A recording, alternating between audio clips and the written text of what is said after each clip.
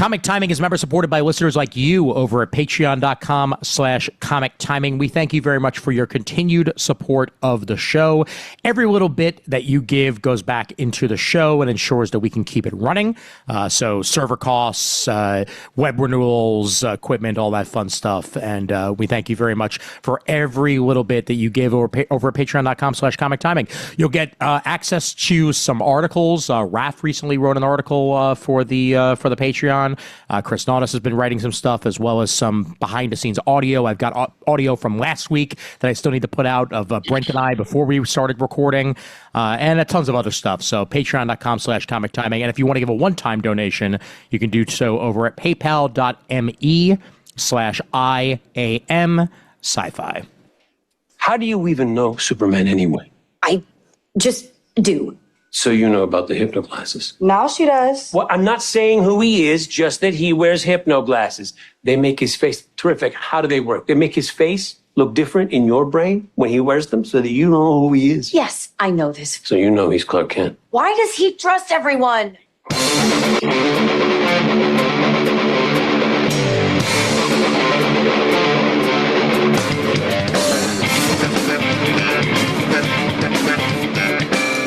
Hey there, folks. My name's Ian Levinstein, and welcome to episode 255 of Comic Timing. And if the opening didn't give it away, then we are indeed talking Superman this episode. I will give you fair warning. Mr. Jamal Eigel's thoughts will come at a later date. He is currently in France, and I was going to not make him record at midnight, so that is not happening. But we do have a large group of folks here that will get a little bit bigger as the night goes on, starting, of course, with Mr. Brent Cassina, who appears to be in a hotel room. So I'm guessing you're traveling. I'm traveling. Yes, here I am. Nicely done. Nicely done. Brandon and Christopher are back for the first time in a little while. Brandon, glad you're awake. It's not that I'm not ever awake; it's that I have to be up early the next day. So hello, then. Which is exactly why you have to be awake in order to be on the show, because you got to wake up early the next day and you got to make sure that you get enough sleep. So glad that you've been resting your kepi and happy that you're here on this particular episode. Rest is not the word I'd use. I would say abject terror, but that's close enough. Fair enough. Kris Naudis also here. Hey, Kris. Hello. I just realized I have the wrong glass for my beer. I picked Looney Tunes instead of, I know I own a Superman run, and I only just realized I've shamed this podcast. Well, look, it's completely made up for it by the fact that joining us for this episode, special guest, longtime friend of the show, and also a podcaster himself over at Star Joe's, plus Stealth Hammer and a bunch of other things that he's done over the years. The one and only Ryan Drost, welcome to Comic Timing with a lovely Cleveland Superman shirt, if I do say so myself.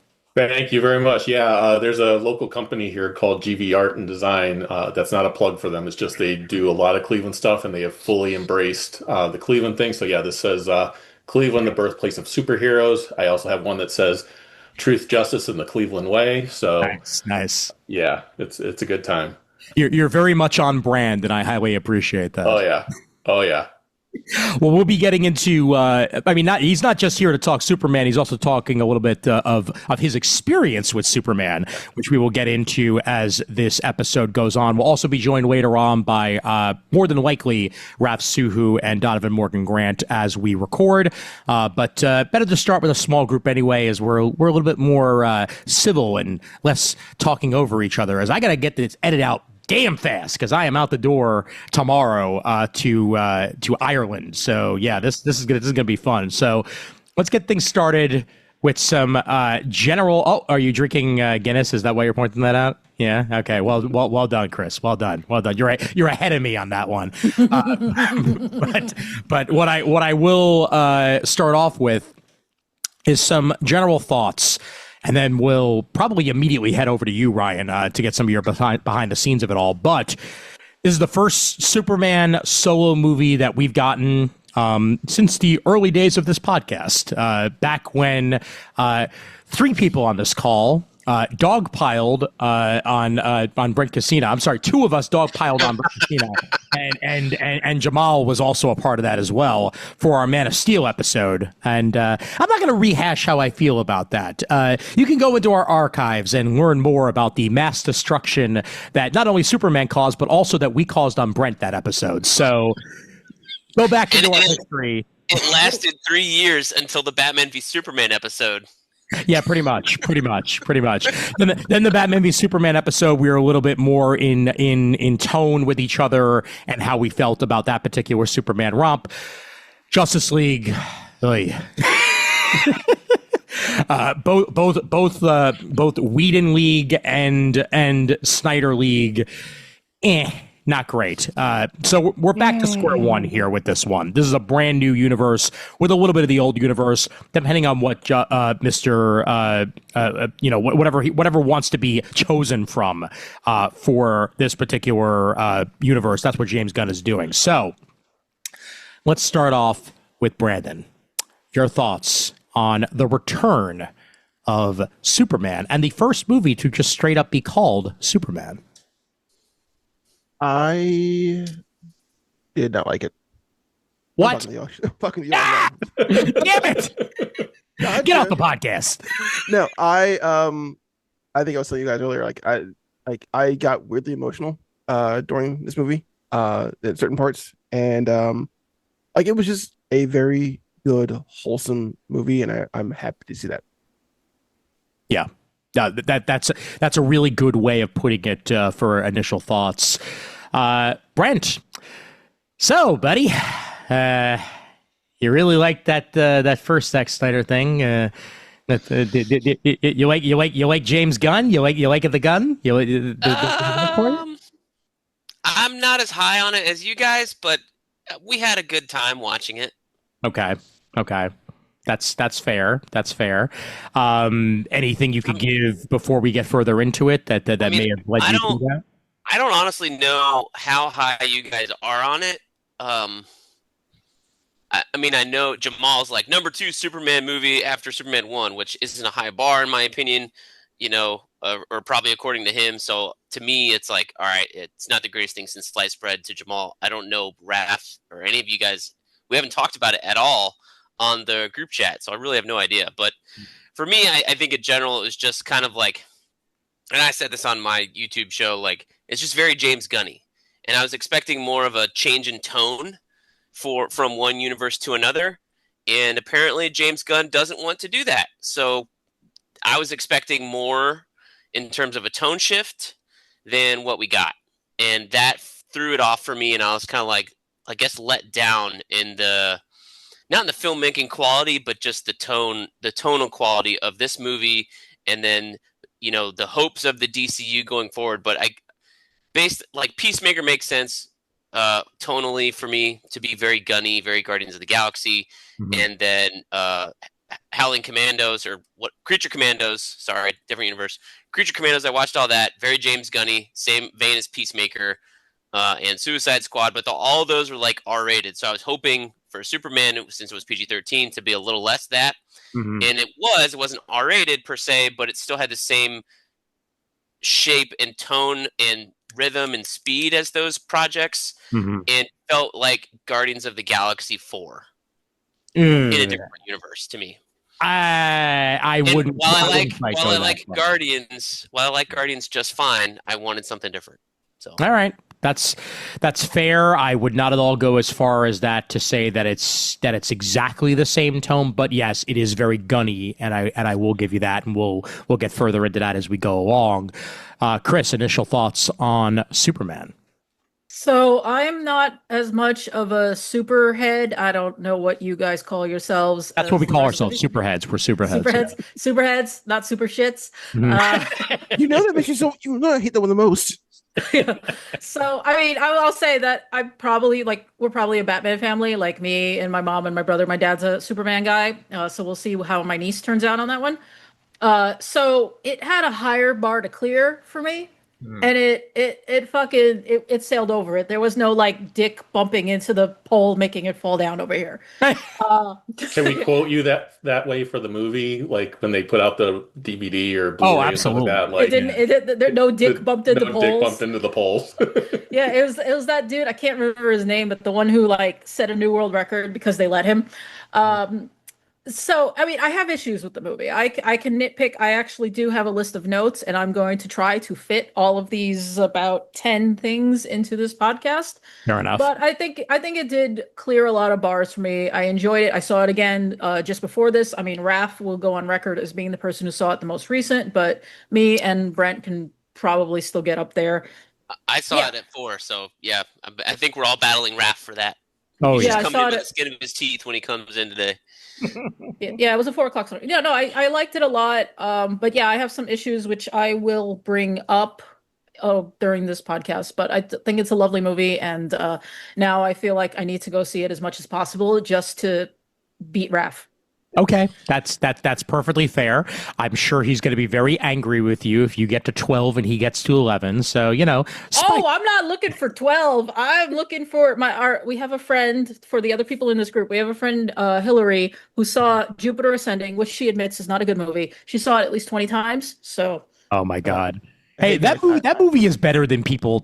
I love that movie. I love that movie. It's ridiculous and silly. It is Tumblr the movie, but But anyway, we're talking about Superman today. Yes, we are. We are talking about Superman today. That's a good point.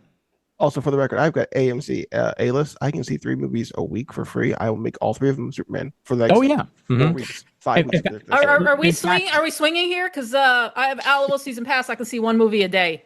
Brandon, actually, you're up to 4 movies you can see in a week because I remember they upped it when they upped the price. So it's now, yeah, and I mean, is it really only 4? I could have sworn it was even. Well, whatever. Either way, yeah, okay. How much of a movie counts as you seeing the movie in the theater? Like, do you got to walk in the first 10 minutes? Can you just come in with 10 minutes at the end? Like, I have done 2 movies in a day with A-List, and now I have to actually leave the theater and come back because there were times before they initiated the policy of actually needing the ticket scanned 100% in order to be in there, even if you bought it. Now I have a little bit of a break for lunch or whatever, and then I come back for a second movie. I've done that multiple times with A-List because I'm at the movie theater. I might as well just spend the whole damn day there. I'm just saying for Kris, like if she wants to do 1 per day, like she don't have to waste 2 hours of her day. She'd be like, you know what, I'm gonna catch the first 30 minutes today, or I'm gonna catch the middle today. Does that count? Or you gotta watch from front to back? No, I gotta watch it from front to back. And also, this is Alamo Drafthouse we're talking about. They would probably like do the jazz out the door Fresh Prince style if you started pulling shit like that. Well, you can't come in late. For those people who do not live near an Alamo Drafthouse, which is mostly Texas, California, New York, you cannot come in late. You cannot talk or text. If you do any of these things, they said you will get 1 warning and then be ejected from the theater without a refund. Probably with a loud table. God damn it! No, we do not need the whole thing. Do we have an idea of where Brent's viewpoint is when he said that you will, if you don't want to waste 2 hours of your life, like that's. Ooh. No, I'm just. No point was this movie a waste of my 2 hours. I'm just saying, by the 10th showing, if you're trying to beat Raph, you might be like, you know what, I do have other things I need to do today. Gotcha. Right, exactly. Okay. And on that note, Ryan, general. Well, if you can't tell, it was not a waste for me. I love the movie. Just like Kris said, I have little nitpicks I could certainly will come up as we're talking, but none of them took away from the enjoyment of the movie. For me, this was how I've described it to people is saying it's like taking the Adventures of Superman 90s cartoon, which I adore, and then mixing it with Silver Age Superman comics. You blend those 2 things together, that's what this movie is. I heard someone else describe this and I thought it was perfect, and I was like, oh my God, I never thought of the movie this way.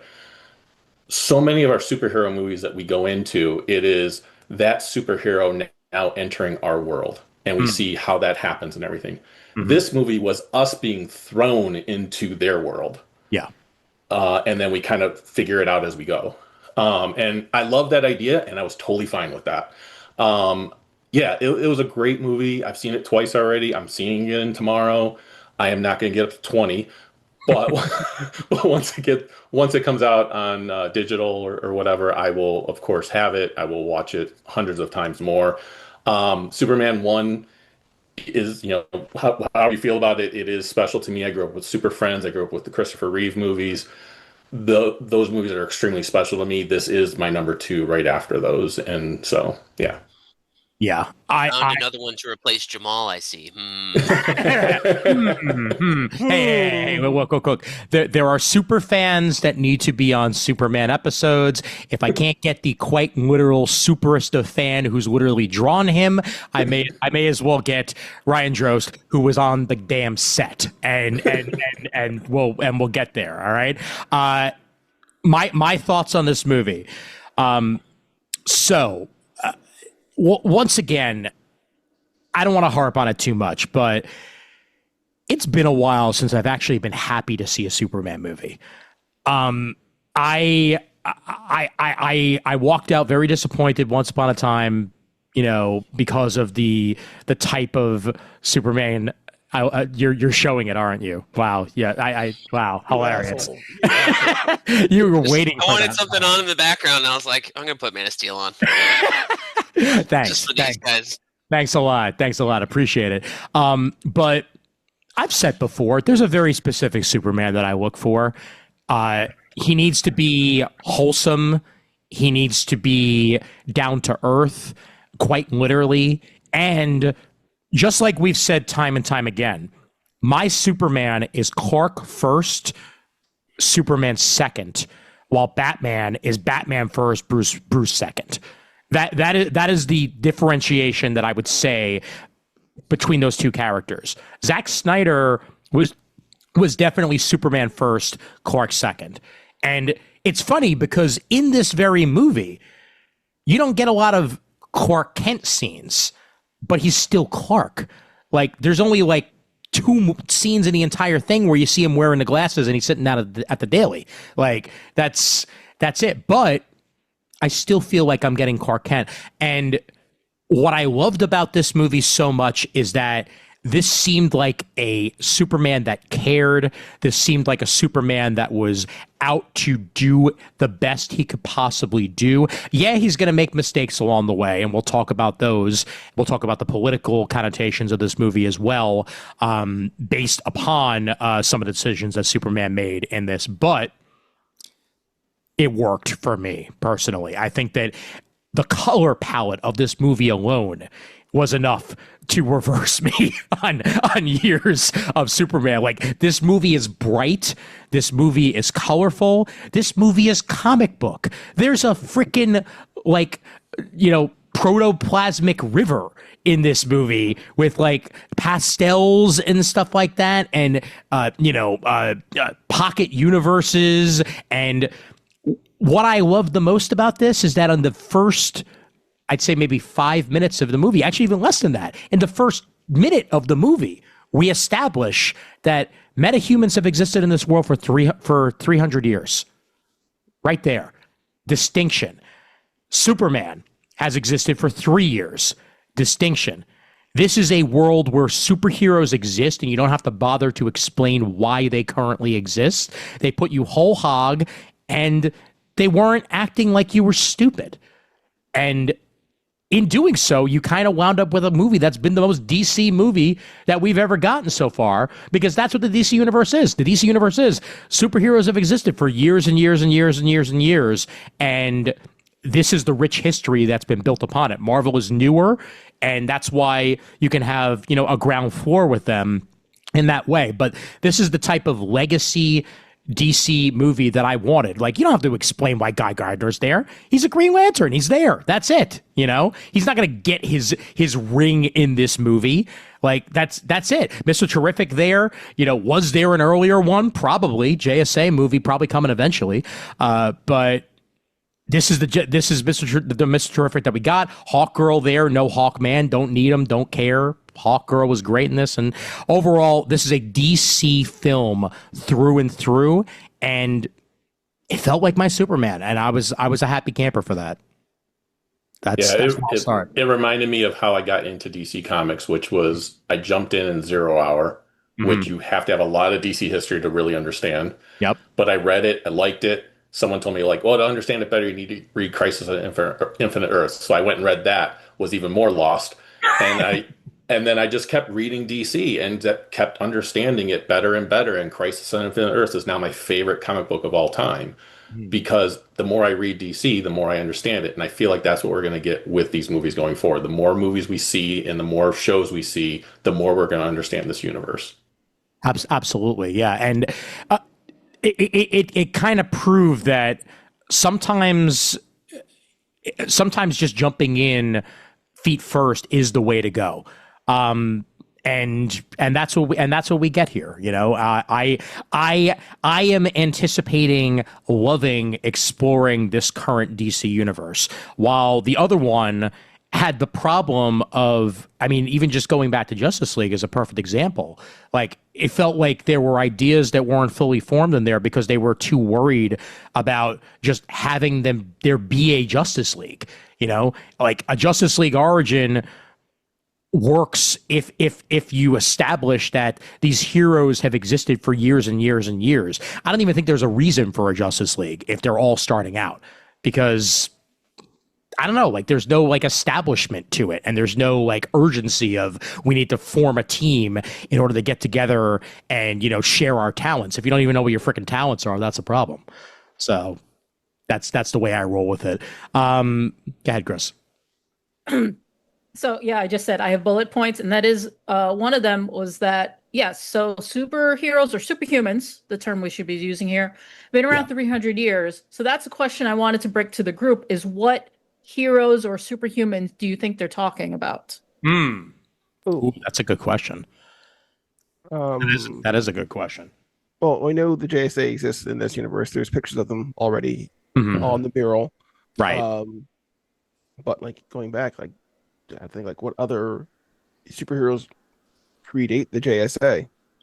I mean, you have ones like Spectre that could be beyond Jim Corrigan. You have the Helm of Naboo that so you could have a Doctor Fate. Yeah, Jonah Hex is a great one. Yeah, Vandal Savage maybe also. Yep. Yeah, Rachel I was thinking that maybe Vandal Savage went public 300 years ago. That could be. Yeah. That could certainly be. Yeah.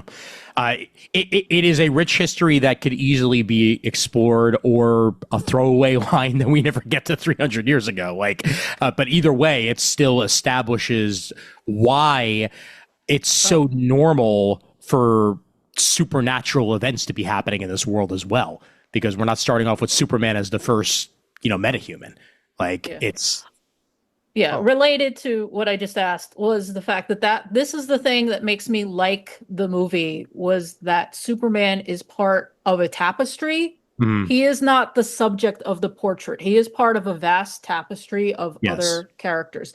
And for me, that's always been my favorite Superman, is the Superman who interacts with other heroes. I mean, not just with other people. Like, he interacts with people all the time. That is one of the core parts of Superman, is that he is so kind to humanity and to creatures, as we see in this movie. But after I went to a museum thing at the Paley Center. They were doing like a Superman in media, and afterwards, like when I got home, I immediately had to watch like a bunch of episodes of like Superman the Animated Series and JLU, because for me, like, Superman shines the best when he's working with other people. And I'm going to bring up a quote from a movie I don't particularly like, but from It's a Wonderful Life, is "No man is a failure who has friends."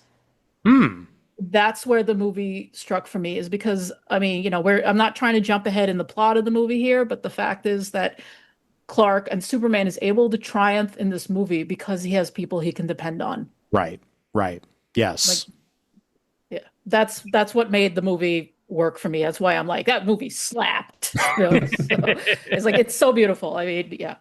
Well, that's another excellent point. There is that you know, what makes me feel like this is fully formed is that, you know, these characters being established already, and also even Superman's fellow Daily Planet colleagues. Like the fact that he had them helping out in this situation was pretty damn cool too. Like what movie would you expect to see the Daily Planet crew wind up in a Mr. Terrific orb trying to save the day along with the heroes? Like, but it's very comic booky, and that's what worked for me more than anything else. Yeah, Well, I Brent. think it's important. Okay, Brent, sorry. Oh, Brandon. Yeah, Brandon, sorry. I was gonna say, That's what like, there was, people always say, like, they imagine something ripped from the comic books. The scene of Perry leading the staff up the steps to the T sphere, inside of it felt like it was ripped out of that was like a panel right there, ripped out of a comic book. Like just them doing their job, heading into the T sphere. While Perry is like leading the charge. I'm like, that just felt like an actual like Silver Age or like even All-Star Superman-esque panel just brought to celluloid. Oh, absolutely, because that's the type of stuff you fully expect out of it, and the entire Daily Planet newsroom felt like a weird type of family in and of itself, even though we didn't really get a lot from everybody. Like, Troop, you come, and even though Troop didn't really say anything the entire movie. That guy didn't have one line. No, Not one line, but guess what? no, He was didn't. there. Yep, he was there. Beck Bennett. Oh my God. Steve, Lombard. yeah. Oh Steve my Lombard, God. so great. So damn good. And can I safely say, best damn Jimmy Olsen we have ever gotten on screen. Like, Well, they gave him something to do. I feel like Jimmy succeeds when you give him something to do. Absolutely. Rather than have him get killed off in like one scene, Mr. Snyder. Like, come on. Or age 20 years in between scenes during Superman the movie. That too. Steve, Yeah. I want to say about Jimmy Olsen, he's a real hero because he writes directly in the CMS. Someone said the most realistic part of the movie was the way Jimmy published in CMS. Oh yeah. Yeah. He didn't even proofread it. Yeah. He's like, good to go. And I also love that it 100% went into LLCJ, which is Ladies Love Cool Jimmy, because like he is just a chick magnet, and it kind of even is like that in the comics as well. Like he scores people well above his weight all the damn time. And he freaking looks like Jimmy. Like he is the does. one that looks the most like Jimmy Olsen. Oh my God, absolutely. He looks like a dude you would underestimate. Yes. And I think that's partly, I'll be honest, that's probably why he is popular with the ladies in this movie, is because you look at him, you think, oh, that guy can't be, that guy ain't shit. And then you talk to him for 10 minutes, you're like, oh man, I want this man in bed, like right now. I bet he has That's gotta be it. He's got to have the Pete Davidson thing going on. Pete Davidson, yeah. He's got lots of legends going around the office about him and his capabilities. That's what's going on. Yeah. And Skylar Gisando, I think is how you pronounce it. He was on Righteous Gemstones, which by the way, if you have not watched Righteous Gemstones, easily one of the funniest shows of the last 5 or 6 years. Brilliant. It just concluded. You can catch it on HBO Max, which is once again HBO Max and not Max. So well worth checking out there. And he was fan cast for a while as Jimmy. And there's also a story going around the internet about how when he auditioned for the movie, he thought he was auditioning for Superman. And he read the script and he saw Jimmy in the script and he thought that might have just been like a ruse. They're just calling him Jimmy just so that people, don't grab this script and they don't understand it. Like, no, you're auditioning for Jimmy Olsen. We would never want you as Superman. And he's like, oh, okay. But I mean, I get to be Jimmy, right? Like, yeah, all right, then I'm in. And that's kind of how that went there. We are joined by one of the people who I believe has a Superman tattoo etched to his chest at this point. If he doesn't, then he probably will soon enough. No, please don't take off your shirt, Raph. Don't. Yeah, I'm not going to. Okay, good. We don't want to get demonetized. Okay, That's good. hurt a little bit. Wait, to be demonetized requires being monetized in the first place. That is a very good True. point. And I would like to 100% thank the 171 of you that have currently subscribed to the YouTube channel. We are getting there slowly but surely. And as if we get up to 500, then we actually can be monetized. And that'll be an extra source of revenue for the show. So thank you very much. Raph Suhu, we have mostly given our summaries of the movie at this point. So let's all sit back and relax for the next 2 hours as you regale with your love, honor, and respect that you dutifully have for this piece of cinema that it has come before us. Raph, I want to see both hands at all times. Okay, brother. Okay. So, Okay. for all the viewers and listeners who don't know who I am, check out the YouTube short where I talk about my history with Superman, the Raph's Comic Catch Up interlude. But for everyone who does know me, you know that I'm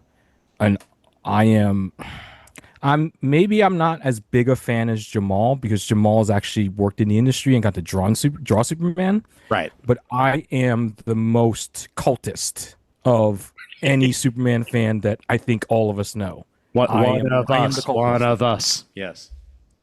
Yeah, I would have kept my Superman shirt on, but it's raining really hard and I got drenched, so I didn't have time to go through my 87 Superman shirts to pick one that would match the theme of today. But That's fine. That's fine. Man, wow. So I just came back from my fourth one. This one being the big IMAX at Lincoln Square, Lincoln Center, Lincoln Square. And with the one at 66. Right? Yeah. It's Lincoln Square is the theater. Yes. Lincoln, Right. It is near Lincoln Center. Right. Yes. There we go. New And, York. What can I? So it is the second best. It is the second most important Superman movie to me. Nothing will ever top 78. I am not a comic book fan if not for 78. I'm not a lot of things if not for 78. Sure. So I can't. Nothing will top it. The greatest movie in human history could be an Avengers movie, and it will never surpass Superman 78. It's just impossible. You can't get rid of the first. But I will say that I actually took I tried to take a picture in front of it, but it changed into Fantastic Four while I was taking a selfie. Film for IMAX bullshit. When I was in the lead up to the movie, I thought, man, I'm gonna lose my voice. I'm gonna be screaming and hollering at how good this movie is. And the reality is, after watching it 4 times, I make no noise. And that's because I'm too busy, to paraphrase Martha Kent, being a mush. I'm just tearing up every single time I hear bum ba bum or bum ba ba bum. Every time it's just like on command. I'm just like mentally, not like no one's looking at me. I'm just like it's all in my head, and it's just like man. So like, of all the Superman movies to have come out, not that there are many, of the 4, let's say, that have come out in my lifetime, in my movie going lifetime. So starting with Superman Returns, I came out of Returns with the Superman that kind of understood me. But that's kind of a bad thing, because Lonely Superman isn't how Superman should be, even though by the end of the movie he finds himself again. But it took too long, I think. That's the problem with Superman Returns. It takes too long to get there. Deadbeat Dad Superman 2 never really rung true to me, quite frankly. Yeah. And Man of Steel gave me a Superman that like kind of broke my heart, like severely broke my heart. And but I was still optimistic that maybe they would address the plot points in Batman v Superman, which they did in the worst possible way. And so, with this movie, man, like I can count on my hand, on like one hand, the amount of satisfaction I felt in my adult life. Just compared, like this movie, man, like just the satisfaction I have with how it goes, how it's a very tight movie for 2 hours and 9 minutes. You don't feel the time. How well executed it is. How David Corenswet is very much Superman. In fact, in some angles, he kind of reminds me of Welling. He kind of reminds me of Cavill. He kind of reminds me of Cavill when we see resurrected Superman slash Ultraman. He He's very not much resurrected does. Superman. It's just He does Superman with look the long like hair. Tom Welling a lot. I will second He that. does. There's certain angles where he just looks just like Welling, and there's certain angles where there's like one or two angles where he's kind of Cavillish there, especially when he's holding up not Godzilla's foot, and his little curls slicked back. He does look a little bit like Cavill. That's something I noticed on number 4. Don't you recognize Godzuki when you see him, Raph? Come on. That's We don't talk about Gadzuki. I don't acknowledge I don't acknowledge him. fine. But no, the reason I mention that is because James Gunn was inspired by Godzilla -1. So that's his little nod to Takashi Yamazaki, who was floored to hear that, by the way. Nice. And I don't know. There are a couple of nitpicks I have as the hyper fanboy who as soon as he hears 2 notes of the Superman theme starts tearing up. Like there are some things I'm like, you could have done that, but overall, this is the most satisfying superhero movie for me since satisfying. This is very subjective too, because there are plenty of good movies, but I don't feel sad. I like the satisfaction. Shang-Chi, because that's like oh my god, I got a Chinese superhero finally, after 30 something years of being alive, like that level of deep satisfaction. Or like Endgame, we're oh man, 10 years of storytelling and we're getting this huge culmination, and now everyone around the world knows what it's like to read a really good comic book event and feel that satisfaction of all these threads coming together and things paying off. Or any decent anime will do that too. But like that deep satisfaction you feel as a fan when everything comes together and it's perfect. That this movie really does that. And I think I've said this multiple times in multiple places, but I told myself before this movie that Superman Returns, I saw in theaters 10 times because, again, I am a cultist. I am a cultist. I'm not gonna run away from that. So if I like this movie more than I like Superman Returns, logic holds I have to watch it at least 10 times. There's no other way to do it. There's no other way to do it, Brent. You don't have to do anything. You don't have to do anything. You really don't get. You don't get what a cultist mentality. You don't get fanaticism. I'm sorry. You just don't understand what goes through the brain of a cultist. You don't. I don't know the cult mentality. I was in Amway for almost 10 years, bitch. Yeah, and I've been a Superman fan for 38 years. Like, there's I'm not going back. Yeah, I'm not going back. I mean, Amway is kind of bad though, so he does kind of trump. It is bad, but look. When it comes down to it, Raph is a member of the harem, and that's really yes. Oh my god, yes. Oh my god, yes. Hell yes. I would give it up to Superman and Jimmy. Super twist. So hot. Superman can't impregnate human women, but human men he can. Yes, and I will enjoy the effort. okay for him, just because it's Cal. Yeah. Ed, Kris. No, I was to say, if you're gonna say you're as a member of a cult, how did you feel about Luthor and his cult? Like at LexCorp, like they love that dude. They love that dude as much as Elon's bullshit minions love him. And no, that was X headquarters. That was Twitter HQ when he went in that dimension with all those monkeys. Oh god, I felt like it too. Oh god. Hashtag super shit. But not even the monkeys. Yeah. But it was just like when they're cheering on beating up Superman, and I was like, wow, this might be the first time I feel like I've seen any kind of superhero thing where the henchmen genuinely love their boss and want him to succeed. I mean, part of it's also motivated by xenophobia. Until he's upset. Yeah, I feel like this gets everything right that they wanted out of Jesse Eisenberg. Oh, 100%. What 150%. Like it literally is the same character, the same concept also, but it's just we gotta get to Donna before we start rolling because I'm gonna start rolling. Yeah. No. That's yeah. fair. Mark Zuckerberg didn't really do a great job. He was too busy being eccentric, whereas Nicholas Hoult really locked in. Okay, Donna, it's your turn. Yeah. How much have I missed? Welcome, Donovan. Honestly, Hi. we've kind of had a rolling general thoughts going, so we'll start with general thoughts with you, Dono, and then we'll start getting into we want Musk and all that jazz. So, But not General Zod. General thoughts, okay? No Zod. no If Zod. there's a 1% chance this movie is good, we have to take it. All right, I did that last time. Thank you. I've seen it twice. Mm-hmm. I thoroughly enjoyed it both times. Mm-hmm. To the point, like, my brother, who is a lot more critical than I am, he kind of spent the car ride home, kind of like, beating it up. But he did the same thing for like Captain America: The First Avenger.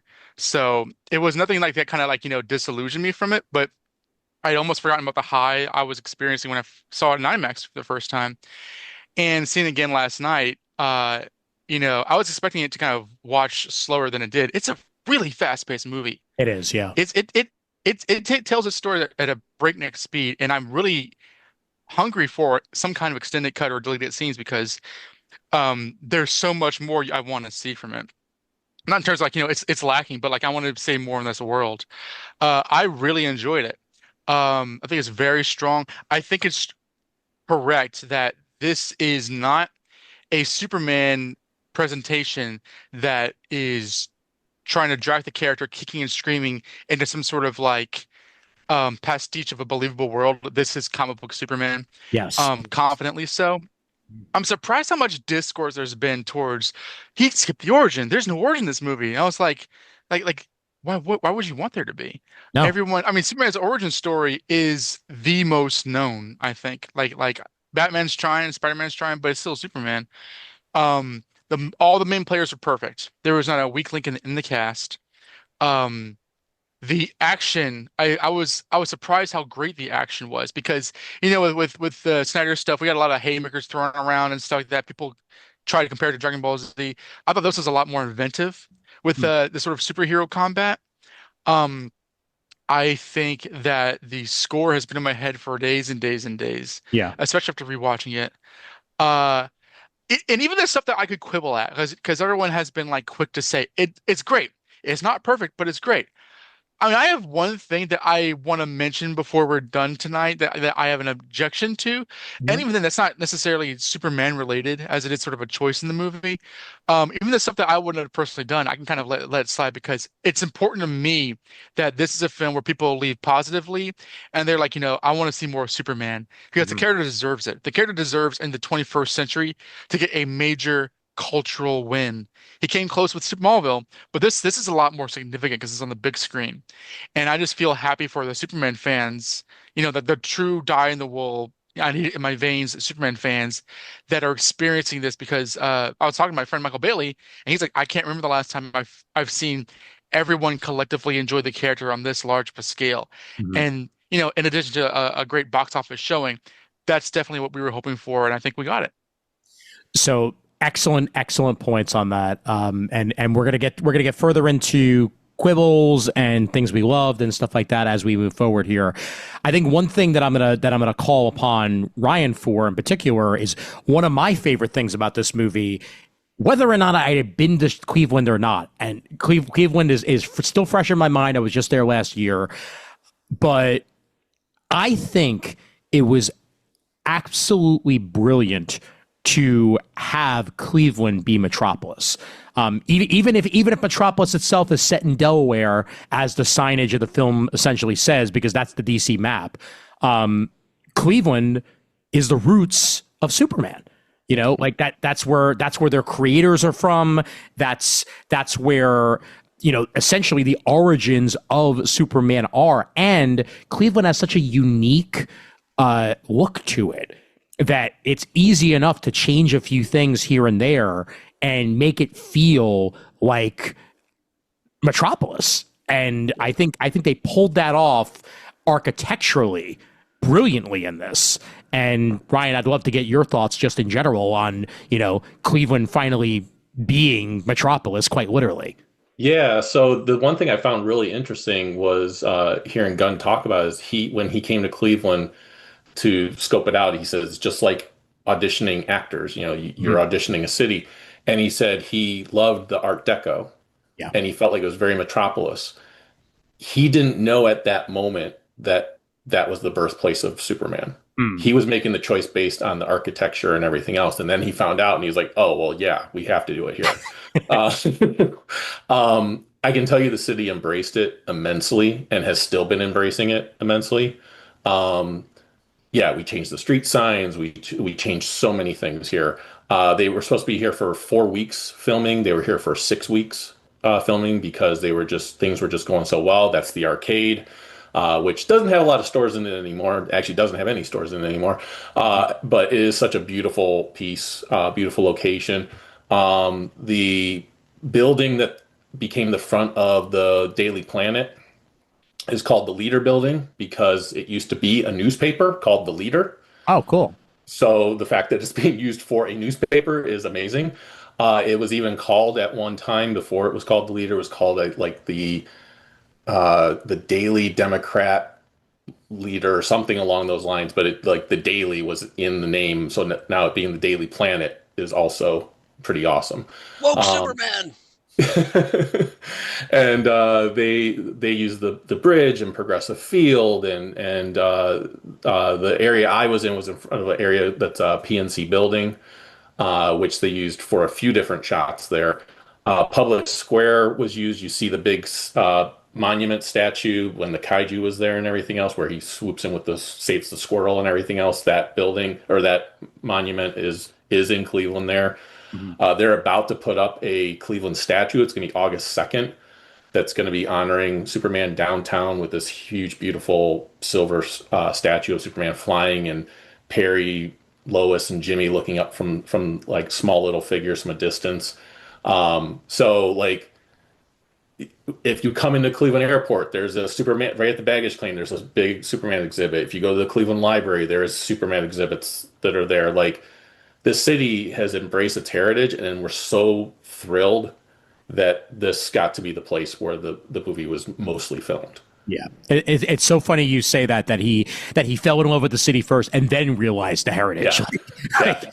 Even the military base thing outside the city that was in the movie is here in Cleveland. That's another location that's here in Cleveland. So the only thing that was that was not in Cleveland was in Cincinnati. Correct. And that, of course, is the Hall of Frickin' Justice. Yes. Which is a literal building in Cincinnati that the Hall of Justice was based on in the first place. So of course you got to film at the actual Hall of Justice when you have the opportunity. Absolutely. Yeah, we heard that they were doing I think a week worth of filming down there, and I was like, well, I know why they're going down there.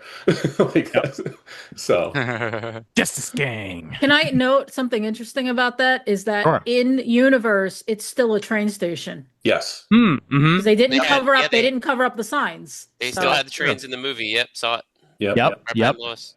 This map what right I'm here. bringing up here is what Ryan shared with me, which is a map of all the streets. Yeah, so this was supposed to be Metropolis, and all the street names here are names of people that have worked on Superman, whether it be movies, comics, anything you can imagine. So there's like the area that I was in, there was Wade Street, and there was Frayden Avenue, and things like that. So there are so many names. There's names I didn't even recognize. Raph, you might even have a better odds of naming everyone here, but recognizing everyone here. But tons of names that you can recognize from that have worked on Superman in one way, shape, or form. Obviously, there's Schuster there and stuff like that. Drive. What the hell? Yeah. Well, Morrison Street and Quitely Drive are parallel to each other. They don't cross. That's what I was smiling at. Kubert. I see the deal. Street. Yep. Dave Gibbons. Yep. Kenny O'Neill. Yep. More. There's a Kane. There's a Quitely Drive. William Moulton Yep, Marston. Monkey. even Irving. Lanning's in there. That's great to see him. Bendis. James Of course. Robinson. Daily Planet is across from Boring Street. Loban Ross. Jay Diglio. Yep. Bridwell. And no matter how you feel about Bendis's run on Superman, Bendis is from Cleveland. You can't. I gotta give it to him. Oh, they got Bermejo and Wynn. That's cool. Yeah. Oh, Which yeah. is I like starting. U Express Highway at the bottom is pretty funny. Yeah. I will say, anybody who cares about like things like urbanism, though, this map would drive them nuts. Like Oh, the sure. fact that Oh, it's yeah, Russell No. Avenue doesn't For sure. continue as Yeah. Russell; it becomes Bendis Avenue. Like that would just piss off any urban planner. Oh yeah, no, for sure. I kind of want to take the city and fix it in city skylines, but that's fine. Oh, it's fine. You could probably make it work. Yeah. Actually, I have Carlin. Stanley Road and like stuff like that in my city, but Yeah, I was the geek on set that was telling all the other extras like, oh, this is who this person is. This is who this person is. Wade Von Wade Grawbadger. Get out of here, kid. You bother Yeah. me. I also want to point out this is one of the things that's on my checklist is the fact that you look at the top of the map. You didn't have to move the map off. Oh, I'm sorry. Go ahead. It says Delaware Bay. So confirmed on screen by Lois Lane's license plate is Yes. that Metropolis is in Delaware. Yep. Oh Yep. God. That- Mhm. Oh God. No. And gross. and Oh, and no. the signs Sorry, and the dude. signs. Yeah, the signs to Gotham City basically put Gotham City exactly where we think it is, which is right around where Jersey City is. And Okay, wait, you gotta No, say it. actually, New not Jersey. Not Go. Jersey City. Not Jersey City. Actually, Gotham canonically is where Camden is. Yeah, Okay. it's Camden. It's Oh, Camden, dude. hell yeah. Oh, You know, So- Camden. Canonically. Other Camden than makes- Judge Dredd, Mega City 1 is the DC universe, basically. Mhm. Actually, I think Yep. no. I think actually no. It is like that was the whole joke of it. I think it was the whole DC universe was in Mega City 1. Yeah. Also, leave it to Low Boulevard to go all the way across the map crookedly. Like that's. Wow. There's 2 lobes on there. All the more reason to watch the YouTube, folks. Yep. Cyber. But yeah, and I can tell you, like, there was multiple days that, of course, the news were downtown. They got snapshots wherever they could. I actually talked with a reporter who did an interview with me quickly. I was talking with him, and he said, yeah, every day they did not know where filming was happening, and they would just send people out, like, okay, you go to this area, find out, and then report back, like, where are they filming? And they tried to get screen, recordings or any type of footage or anything like that. But one of the things that they would do is they would also interview people on the street. And of course, streets started getting closed and all that type of stuff. There wasn't, and yes, it could have been edited this way or whatever, but there was not one person in Cleveland that they showed. And they would ask them and try to push them. And no one said that they had a problem with it, that they were thrilled that this movie was here. Yeah. And Ian, I've heard you talk many times before, like your love for New York being represented in different things. Like that's the love I have for Cleveland. Like Cleveland doesn't get that opportunity as much, of course. Yeah. But like this is my hometown. Like I am Cleveland born, bred, and will always be my home. So this like meant so much to me. And then to get to be a part of it just for one day was just like the most amazing thing. My wife even was just like, she was like, of course, of any movie you could be an extra in, it's going to be Superman.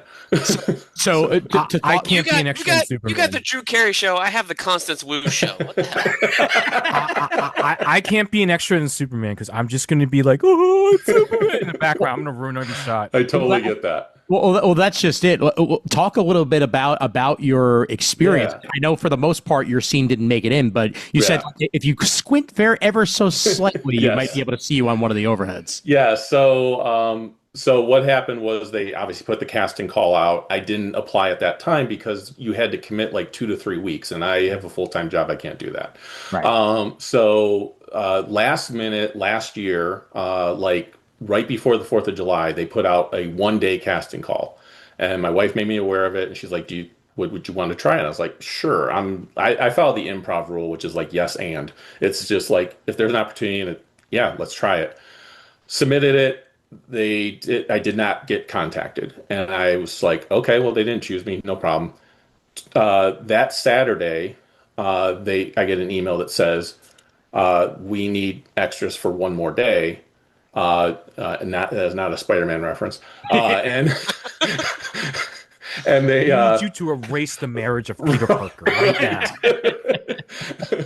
and I immediately responded back, and they said it wasn't guaranteed. This email is not guaranteeing you that you're selected or anything. So I submitted it, and I got contacted and said, yeah, you have to fill out these forms and then report to, and then once you get that, we'll let you know what to do. Nice. Submitted everything, and next day I knew that Monday I was at wardrobe, and I brought some clothes that I thought would work. They liked what I brought, and I was at the time I was Citizen 431 with car because they were using my car also for the shot. Nice. That Wednesday I was going to be filming. The Tuesday night before, I get an email from them saying we no longer need your car, but we still want you to come down. Okay. So I just became Citizen 431. Okay. Without car. So I go down, you do all the, you go in, you sign in, everything else. They bring you into the tent with all the wardrobe stuff, and they have all just what you would expect. They have the director's chairs with the lights around every mirror. I did not get to sit in one, even though I was thinking I would. Like, you get up, and they kept directing people to ones, and they looked at me and they go, "Yeah, you look good." And I was like, "No, I want to sit in the director's chair with the lights and everything." Got called to the set. We all loaded up on a bus. They lined us all up first to make sure we all looked good. And we got taken downtown, and we sat in a room in a building for 5 hours. That sounds about right. Yeah. And we kept asking, are they ever going to call us? Yes, they have something special planned for you guys. And like, okay. So we kept waiting. Finally, they call us. I text my wife, by the way, they do wrap your phone with like stuff to cover up your cameras. You are not allowed to remove that. If you do, you get thrown off the set. Oh, sure. Yeah, of course. So anytime I had to text my wife, I had to like enter my code in and stuff like that. But I texted her saying like, this is all I wanted. Like, we were heading to the set. Like, this is all I wanted. It was just one moment on the set. And we get there, and the first scene I'm involved in is the scene where he gets crashed down into the crater, and the one guy picks him up and pulls him out. And I saw James Gunn like filming that scene. Nice. He took the camera in his hands and was like filming it around and everything else. I was way the hell in the back. I knew there was no chance of seeing me in that shot. But I did get to see James Gunn, and I got to see David Corenswet in the Superman costume. I got within about 10 feet of him, told me he looks awesome. Like, all that was great. I was thrilled if that's all that happened. Then they had us do a drone shot, and we had to look up in the sky, and they kind of told us it was a monster or something like that. But what I think the shot is, and I'm most certain this is what the shot is there's a brief second where the Hammer of Barovia is looking down at a plaza. That's the one where I think I'm in it, but I'm a tiny little ant, and I'll have to wait till the movie comes out for me to like be able to zoom in and see if I know exactly where I was. Yeah, I know exactly where I was in the moment. So then we did one more shot, and they said, okay, the group that had been waiting all day, come with us. And we had to grab suitcases and stuff. And this was for the evacuation scene. So they were using the same area just for obviously different shots. And we went, and we were getting loaded up on a bus. So there's a scene where you see people getting on buses, and there's one where there's a fireman, and he's like waving people like this to go on. And again, it lasts like all of a second. Yeah. That fireman is someone I hung out with all day long. So I was thrilled to see him. I was thrilled to see the people that he was waving on. Like, those were all people I hung out with all day. So even though I didn't make it into the shot, I think I was already on the bus at that point. Even though I didn't get to make it into the shot, the people I was with, seeing them on there and seeing the shot that we did was so cool. So that was exciting for me to see. Like, and we reshot that scene 5-6 times. I can imagine. Yeah, it was like, okay, back to spot. Okay, and then we shot it again. And in that moment, I was about 5 feet from James Gunn. Like, so that was really cool. And I'm sure you guys saw, like, he sent out the tweet, like, thanking Cleveland and everything else. And in the tweet, one of the things he mentioned was how every day it closed with the extras and everyone applauding. And that did happen. Like, at least the day I was there, like, we got together, and he was like, great job, everyone. And everyone just started applauding and clapping and helping everyone to like get their stuff and all that stuff. And he said he has never experienced that on a set before. And that's Cleveland. Like, that is very much Cleveland. Nice. So it was a long, long day. It's something I will treasure every minute of. I got to have the local news just recently interview me and took me back to that spot. I had not been back to that spot since the filming. I'd been downtown, but just not to that area. And I literally walked the exact path that I did being on the set. And it was like everything came flooding back. And this will be something I remember forever. And yes, James Gunn's already talked about doing Superman 2. And I'm sure he's going to come back to Cleveland. And if there's another opportunity, I will be there. Maybe this time I will find some way to do the 2-week thing or 3-week thing. I just want to give a Comic Time exclusive. I am declaring that I'm moving to Cleveland. It's been nice, New York. Well, it's been really nice. I was Does just the Snow White female his identity? I know, right? I was gonna say. I mean, look. That's all well and good that you had a wonderful, excellent experience like that. But did you, like Raph and I, get to eat food out of order while being a background extra in the next Food Network star? I think not. Okay. No, I did not. Oh, Know your place. Actually, I don't know if I mentioned it in the group chat, but minor spoilers maybe. But I work in the building where the club in the first John Wick movie is, and also the Law and Order police station. Yes. The exterior, that's my building, and they filmed Daredevil in the lobby. Nice. Season 2. And the security guard who I'm buddies with because he's a comic book fan. He snapped pictures of Kingpin, Matt Murdock, and a certain wife of Luke Cage. Nice. Ooh. Very nice. Very Can't nice. imagine who'd that be. No. Jessica Jones. Iron Fist is in season 2? Yes. Yeah, no, it's Iron Fist. I hope. Yeah. All right. Now that we've gotten into the Cleveland of it all, let's get into the nitty gritty of the movie and start it off with: did any of us who had seen the trailer actually think the trailer was going to that the movie was going to start with what essentially the teaser trailer showed us? Which with the Arctic scene and Krypto like that, I was fully expecting that to be like mid movie, not the start of it. It honestly the 5-minute preview I did. Yeah. Mm-hmm.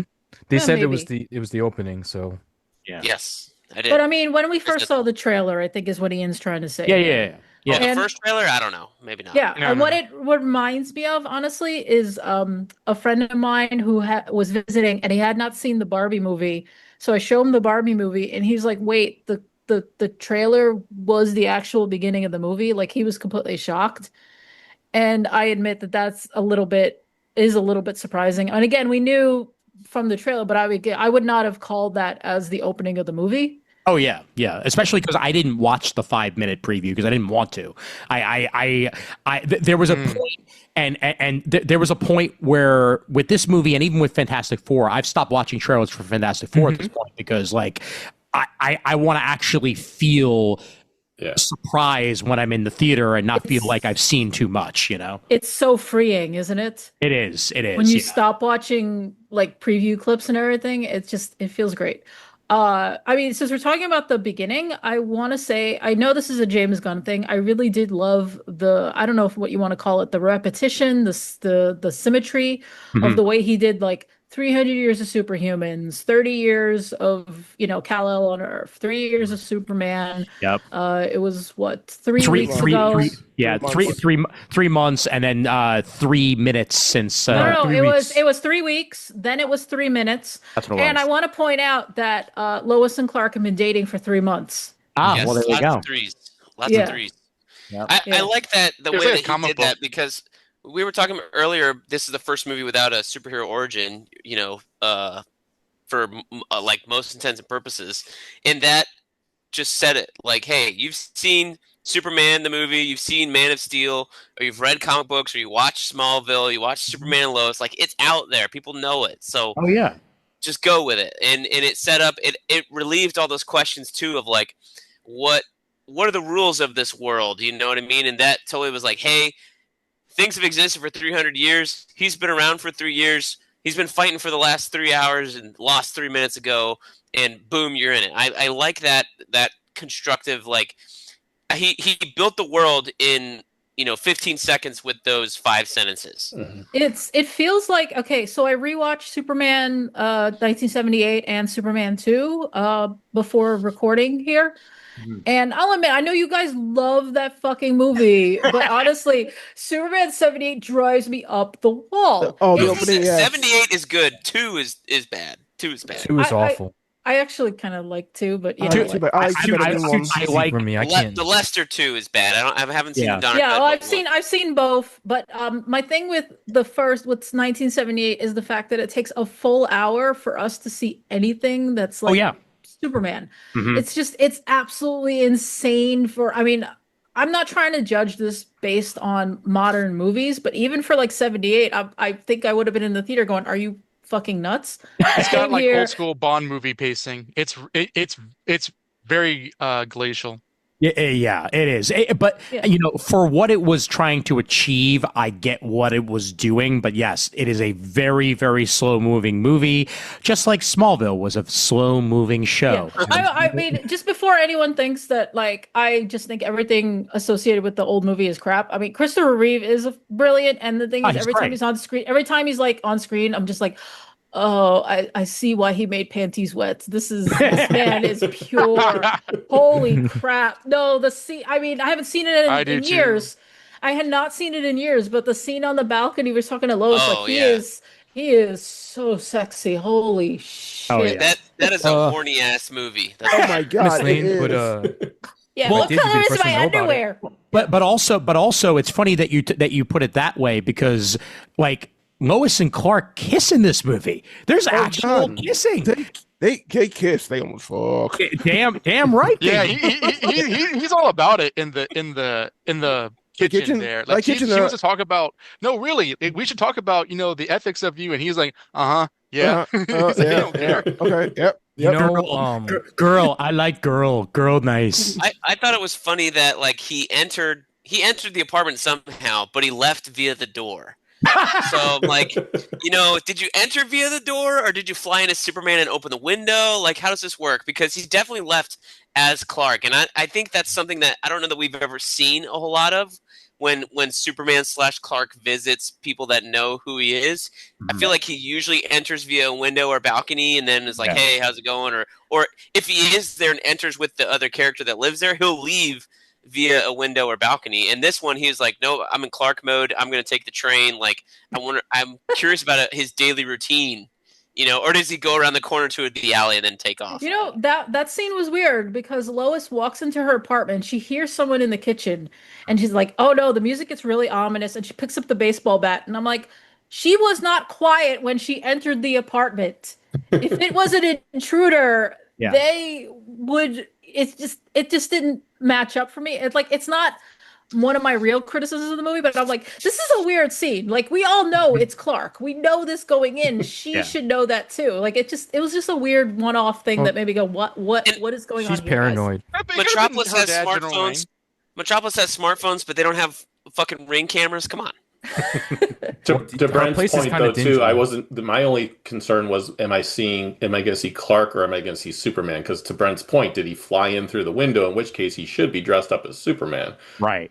But Yeah. Well, I assume I He guess- was still in his work clothes. Yeah, maybe he spare clothes there. Who knows? No, Hey, they right. split. They share keys because how did Lois get into Superman's apartment? That's They have true. each other's That's keys. good. Okay. Sure. Yeah.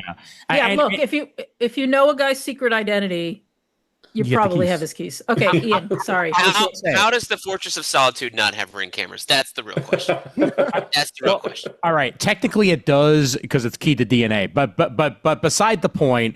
There's no motion alert to be like, someone's coming towards your house, bro. The house lifted out of. It just senses the sand or DNA. whatever. It senses the Kryptonian. Well, all right. Yeah. No other They're like, Kryptonians. who else would There's There's only no two. other Kryptonians around, so like who No, else would that possibly was- cause a threat?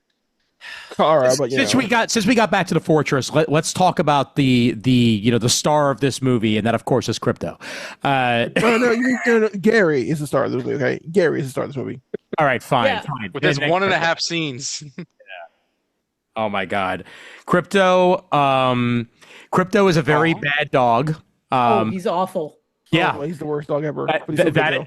that is why he is the best dog, because like Oh my God. And he's based on James Gunn's real dog. So Mhm. Who is also an asshole. yes. Honestly, I'm tired of hearing about James Gunn's dog and how he's Krypto and Krypto is James Gunn's dog. I'm tired of hearing about it. Okay, Like, well again, here this You is wish my it were a dog, and lie. my dog is Krypto. So I call my dog I'm happy to hear about another dog being Krypto. I call my dog Caramel Krypto because she acts just as bad. Oh my And there were so many moments in the movie where I was like, well, my dog's name is Arya.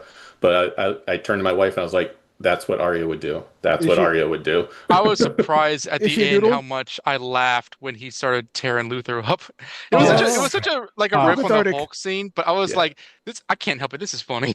It's great. It's great. Oh, and that they get being a dog down exactly the way that you would want them to in this situation. Like Krypto is too often portrayed as this, perfect pet.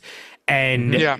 like I much prefer a Krypto that is an actual dog that just happens to have, super abilities and is a good dog when it needs to be. But for the most part, it's a freaking Well, if you want, I mean, a bunch of us own dogs and everything. I will take this from this perspective of like Krypto is a neglected dog. Yes. Oh yeah. Krypto I was just spends gonna all say. his time at the Fortress of Solitude. Supergirl is off being a party girl, and Superman is busy.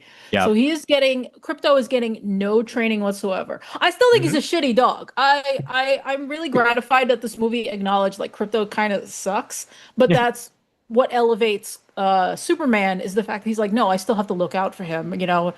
I'll be honest, like I would have been fine if the whole movie went John Wick. Like, where's the dog? And I was just like, yes, give it to me. I mean, Give we it to got me. there. We got there a little bit. I mean, later on in the movie, when Krypto is stolen by Lex, like, Yeah, that's what I mean. He goes, where is the dog? And he just repeats it. He is so mad. And That is such That a scene was online, and I avoided it because by that point I was like, I don't want to see any more. And I saw discourse like he would never act this way. When I saw it in the theater, and he was just like bellowing, "Where's the dog?" I was like, I'm 1,000,000% get this. This is I'm on incredible. board. Yeah. I liked Krypto. I really felt the scene because it had happened to me that morning on Saturday. Like, so we have a little Yorkie, a toy Yorkie. She's 5 pounds. Her name is Daisy. And literally that morning, she had I had woken up and she'll sleep like on my side or next to me or whatever. And then I'll wake up, grab the phone, and I was looking at, and then I'll put the phone back, and I'm just laying back, on my back, and then typically she'll come up and just lay on top of my chest and look at me and wait for me to acknowledge her, and then when I acknowledge her, she attacks and licks me. And I laughed so hard at that Smallville scene. I was like, that happens. That's a dog thing. Oh, yeah. It is very much dog thing. Yeah. Absolutely, yeah. Which is why I chose it as the key art for this very episode. So any of you watching the YouTube, you or looking at the shared art for this episode, will see that, because it's also one of the scenes to me that I think brought home just how wholesome this Clark Kent is. And I know we're going all over the place. This is usually how we wind up reviewing these, so I don't care if we're all of a sudden in Smallville. Like, we'll get back to where we were. But what I really appreciated about this and the entire setting of the Smallville scene is it's not an origin movie, but we sure as hell got Superman's origin in a lot of different ways. We got his Kryptonian parents for good and for bad. And we got why he is the human being that he is. And it's because he was raised by these Smallville farmers, Ma and Pa Kent, that instilled in him what he needed to become the man that he is. That wholesome, hearty, down-to-earth nature and doing the best you can. So this film was originally titled Superman Legacy, and I remember leaving Saturday night, looking at Amanda, my wife, and saying, I don't really get the legacy part of it. And then I saw it again today with my work buddy Jacob. Hi, Jacob, because I told him about the quick version history of the Comic Timing podcast on the way over here, and to the from the airport. That was fun. Hi, Mike. Mike's with us too, and I don't know if they'll listen to us, but Jacob might. Who knows? Anyway, I was saying I didn't get the legacy part, and then me and Jacob went and saw it this afternoon, after a late lunch dinner or whatever, and then I got it because the legacy part that was the original title, and then they just changed it to Superman. The legacy is choosing which parental legacy he's going to follow and become attached to, because he starts at the beginning of the movie looking at Jor-El and Lara, and he ends with the movie with the soothingness being his Earth family and those memories. And that, seeing it a second time, clicked for me. I was like, oh, okay. This movie is very, very much not like loudly and obviously, but thematically, it is very much in lockstep with the Batman. You know, it's not an origin, but it's very early days. It's kind of a coming of age film in some ways. It's sort of a recognition of purpose, and it nails the characters in ways that like the audience in the 21st century hasn't quite seen. And that's not me trying to snide on the previous versions precisely, but there's a comic book accuracy that is really precise in how they're presented in both films, I think. And I think it'd be fun to address later on in the discussion if Pattinson could work in this. But like, I find the similarities to be like very apparent. Well, and on top of that, I mean, I'm sharing on the screen right now the super robots. Like, talk about something that is just so comic booky it hurts. The super robots have always been that, and these in particular are basically taken straight from All-Star Superman. You know, one of the greatest stories of all time. One of James Gunn's main inspirations for doing this in the first place. Like the look and feel of the fortress and the way the super robots are is very much taken directly from the comics and just put right there on screen.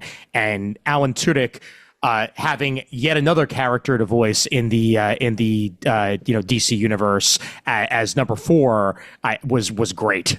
Also, I knew I would love these robots because they called him Superman. They did not call him Kal-El. They said Superman, and that's the kind of tone that like you want, because we're so used to like just no, it's got to be believable. They would never call it no. He is Superman, and he calls them Superman robots.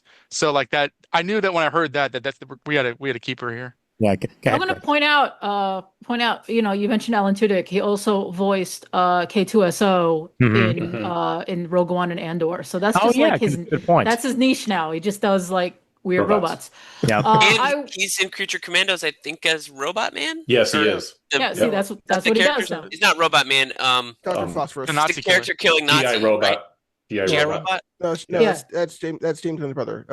Alan Tudyk is Dr. Phosphorus. Oh, okay. Also great. He's voice actor. I will say that the robots, honestly, watching all the trailers and everything they released beforehand, the scene that made me actually care about the movie and want to see the movie was when Clark returned to the Fortress of Solitude and all the robots are torn to shreds, and he's got number 4 in his arms and he's holding his hand. That's the part that hit me. It was a really neat thing to use the robots as a tool for exposition by introducing, hey, we have a new robot here, 22. She knows nothing about you. It's just that 12. She's a robot. And it was 12. Whatever, sorry. I was half right. But the tool for exposition, like, he finds this soothing. This is why we're playing the parental thing. This is who Superman is. This is why Superman's telling us that Supergirl's a drunk at the end of the movie, because he's explaining all this to this new robot. And, like, it just shows his relationship with the robots. And I'm getting way too excited about this stupid minuscule fact for a movie I didn't really love. But it just, I love the comic book accuracy of it, but just I don't know. Yeah. So the more you talk about something, the more you start accepting it and loving it. Exactly. We talked about Man of Steel a lot, and nobody came to my level of enjoyment. I mean, look, Brent. Maybe if 6 people on the call, all feel differently than you. No, it's fair. It's fair. And where was history that day? It's another episode of Am I the Asshole? Well, to build upon that. Didn't expect to see Bradley Cooper as Jor-El. Recognize him at all? Yeah, I recognized him. I recognized him. However, I also thought along the lines of Kris that I thought Lara was Lady Gaga. which would have been the greatest casting. Like just a little Oh, cameo. yeah. You know, we could have had a million shallow fan videos. And, like she has the same nose, but the eyes are different, which is why I was like, that seems off. And then Ian was like, no, it's not Lady Gaga. And I was just like, damn it. It's Angela Serafian. That's who played her. Yeah. Who did It's not Speak. It's not a con for me, but like I found it just a little distracting because it's so obviously Bradley Cooper that I was like, that's just Bradley Cooper as Jor-El. Like so, like I wish it wasn't so much. But I forgot that he was Rocket. So the most famous actor of his era played Jor-El. Yeah, exactly. So which is not like what that's what James I wasn't Gunn born was going then, for. so. I know. Tom Cruise? But that's what James Gunn was going for specifically, and he even said as much in a couple interviews that like he thinks personally that Bradley Cooper is a Brando. Like he's the type of actor that will have that staying power and personality, and that's why he wanted him in particular to be Jor-El. Also because they're buddies, so that maybe that's also why. I would have got Russell Crowe again. I would have just got Russell Crowe again. I admit Russell Crowe was the highlight of Man of Steel for me as Tooltip Daddy, as I call him. He was great. He's like the living paperclip. Oh, The living paperclip. He was just leading Lois through the ship. I was just like, this is like Side the note. best. Yeah, this is great. What's up, Raph? It's really refreshing to have a Lois Lane that gives a shit about Clark's identity. Oh, thank you. Yes. Oh my God, 100%. Because every As time opposed to Amy Guy Adams Gardner. screams Clark out in public in Superman and Batman v Superman and in Justice League, you just like it just showed how little they cared about Clark So Kent. to go back to 2013, and Ian made me watch Man of Steel, and that movie broke me was the scene where Lois shows up in Smallville. And I'm just like, secret identity, and I like Ian, like I think you had to put your hand on. You had to put your hand on my hand, and you're like, Kris, roller roaster. We're going to roller roaster after this. Don't run. And I'm just well, like, that's because Snyder himself like has just disdain for secret identities, and I'm not trying to like start an argument, but like he does like in BVS, Luthor finds out who Batman is off screen. It's never recalled upon. Like whereas James Gunn has said, what makes the DC universe distinct is that, as apart from the MCU, these heroes have secret identities. Yeah, they do. If people know them, it's still treated seriously. Mm-hmm. Yeah, 100%. And to build upon that, this is a movie that establishes that Lois knows who Clark is, and Clark has told a few trusted people, as the clip that I played at the beginning. The fact that Fucking Guy Gardner is on the trusted list. Are we crazy? He's of the cloth. Because Clark decided to do it. I love that line. Yeah. So you want my opinion on that? That is because it does play into the whole Clark trust everybody. He's genuinely a kind person. But like I view that scene now, having watched it again, is like Clark is making an investment in them. Yes, absolutely. Like, look, I have laid my cards on the table. You know who I am. Like I am going to hope you're not going to screw me over. Like he's making an investment in Guy and whoever. What is Hawk Girl's real name in this movie? We never know. It's Kendra. She's Kendra Saunders. She is Kendra. Okay, yeah, because I can't even keep track of Hawk people at this point. Nobody can. It's fine. She's the Kyle Rayner to Shira Hall's Hal Jordan. Yeah, that's that's an insult there. That's an insult to Kyle. Hey, an insult. Come on. I will say this, like, speaking of Lois, like, this is hands down my favorite version of Lois Lane. 100%. Yeah. And that's no disrespect to Margot Kidder. I love the animated version that was for the animated series of Superman, but this is a Lois that I can get behind being that intrepid reporter who's not going to take up anything. She is Superman's equal, Clark's equal. Yep. This is when Lois is written well in the comics, this is the Lois you get. And I just felt like this is exactly who I wanted. Yeah. She's not my favorite Lois. I still like Erica Durance. To me, is the number one in terms of looks, but I gotta say Bitsy Tulloch in Superman and Lois is my number one right now. She's pretty solid. Because I've had more time with her. She had 4 seasons to cement herself, and she really had she had her own journalism storyline separate from Clark's adventures in that show, and this one was supporting Clark. So Mrs. Maisel did fine. I thought. Mrs. yeah. she did fine. I'm just saying, I'm not giving her that high a shrift off of Dana Delaney is 20 my minutes in Lois a 2-hour Lane, movie. she has to play. I like Erica Durance quite a bit, and I like Bitsy Tulloch, but I thought Rachel Brosnahan. I expected her to do great, and she was. She just had these little idiosyncrasies. Like even in this scene, in the interview scene, I remember seeing the trailer, and the way that she kind of like like jostles her shoulders to kind of get comfortable to like get ready for the interview. Something about that was like, I don't know why, but I feel that's Lois Lane, even though Lois Lane is traditionally a 2D character. You had me at Cronkite. You had me at Cronkite with the scene. Yeah. Like This scene is really well done though. Like I think this is going to how well written this scene is and how well it acted is going to put Brosnahan on the top of people's Lois list, whether it's number 1 or number 2.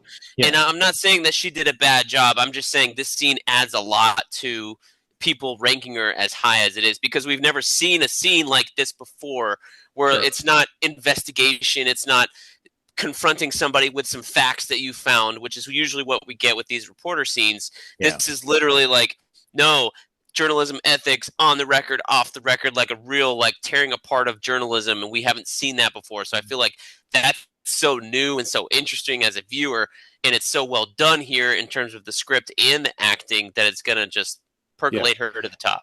And I totally agree. I totally agree with you on that. But I will also add in, like, there were so many other scenes, and I know she's not in it a ton, but there's so many other scenes that scream to me that this is why this is my favorite Lois.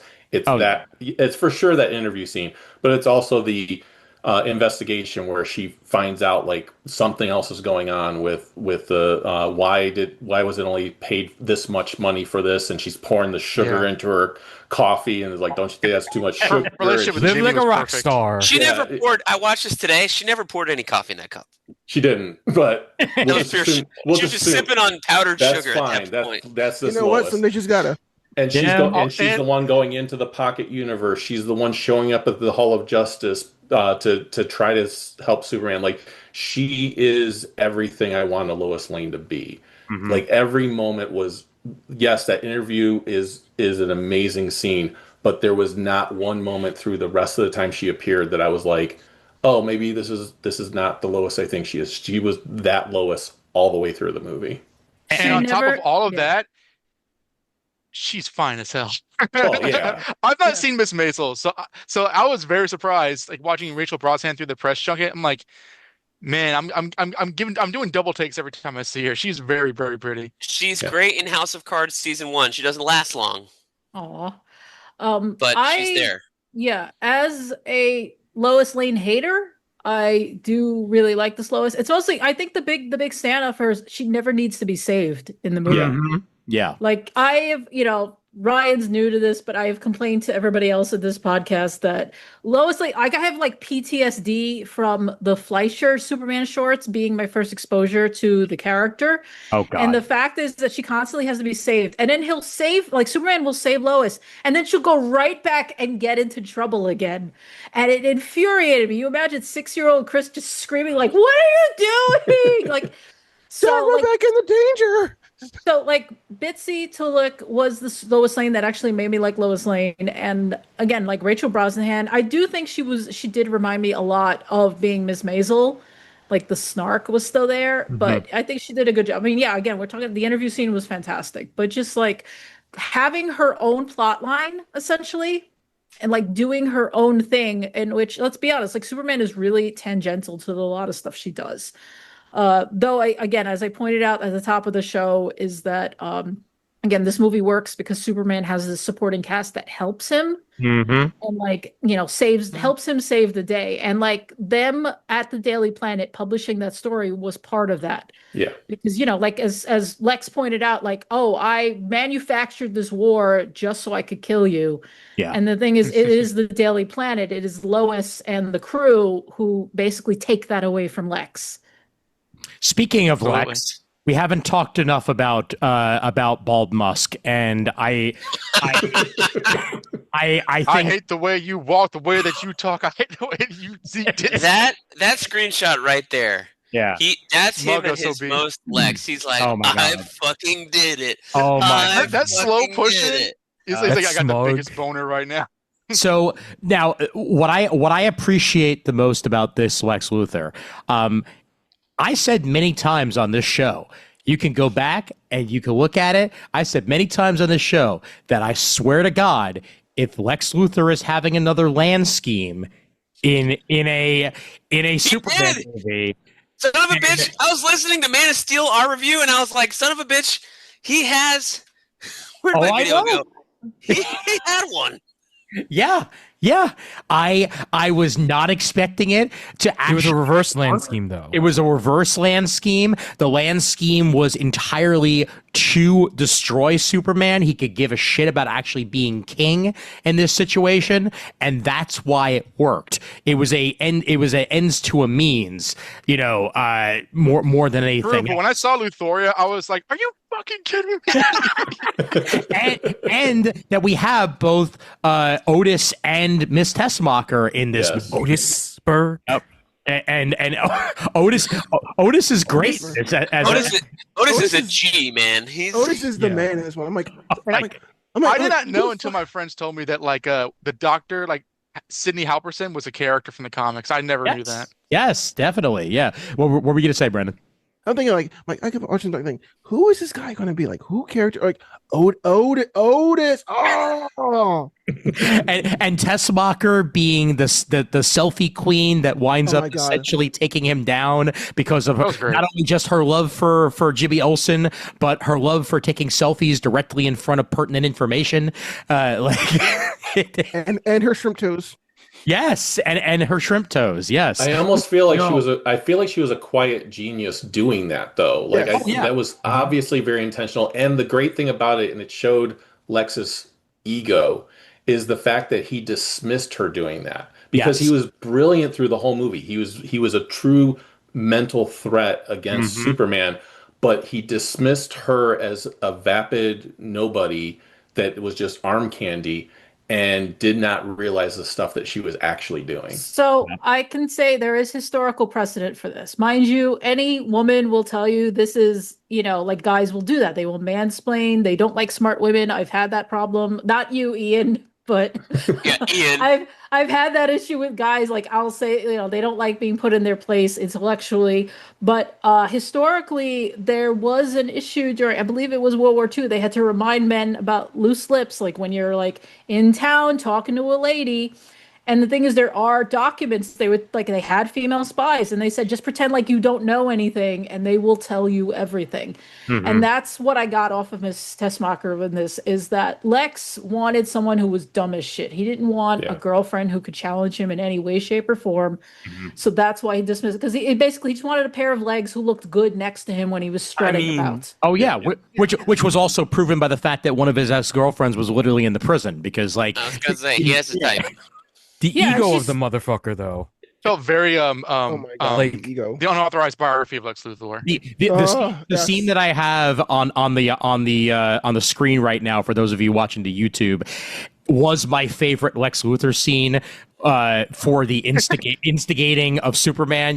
After the fortress scene and all that, and he comes and finds the the destruction there, and then calls for Krypto, and he's not there. He immediately barges into Lex's office, and Lex is like, "I have no idea what you're talking about," and where's the dog? I have no idea what you're talking about. And then he takes a sip of coffee. You mean the dog with the cape? What? No, stupid dog with the cape. Did you hear him? Did you hear him say that? Was very you heard him. Smallville. He said that. You heard him. Smallville had a lot of scenes. My friend Josh and I joke about this a lot, where the average Smallville scene after certain seasons was Tom Welling bursting into the Lex mansion. Lex, I know you're behind this, and it's like, Clark, did you ever hear the story of Alexander the Great? At circuit, ad infinitum. And that was a little. I mean, it's not the same scene, but it kind of gave me some Smallville vibes. So, my favorite Lex scene is when he goes full mask off at the very end. When he's just and the where I mentioned his ego, where he says he wants to throw up because people compare him to Galileo and Einstein because they're so beneath him. And just the ego. I love that so much because this is the most mask off. I am superior to you, Superman, and to all these fucking piss ants around me. 7 billion piss ants on this planet are all beneath me. And no one can appreciate my brilliance, my genius because of you. And that was proven. That was proven as well. That was proven as well by the fact that he so brazenly just killed the poor hot dog vendor. You know, That was my falafel favorite vendor. scene. Yeah, that was my favorite scene because in that moment, Lex became the massive threat that I thought he was because it was Yes. like there's not a line he's not going to cross, and like it was just like that was the moment that shocked me. I did not know that he was going to kill him, and I don't know if anyone here did, but when that gun went off the second time, like when he pulled the trigger the second time and the gun went off, that shocked me. That made me jump in my seat for a second because I did not expect to see that happen. Is that the first time Lex has killed anybody on screen in a movie, like deliberately?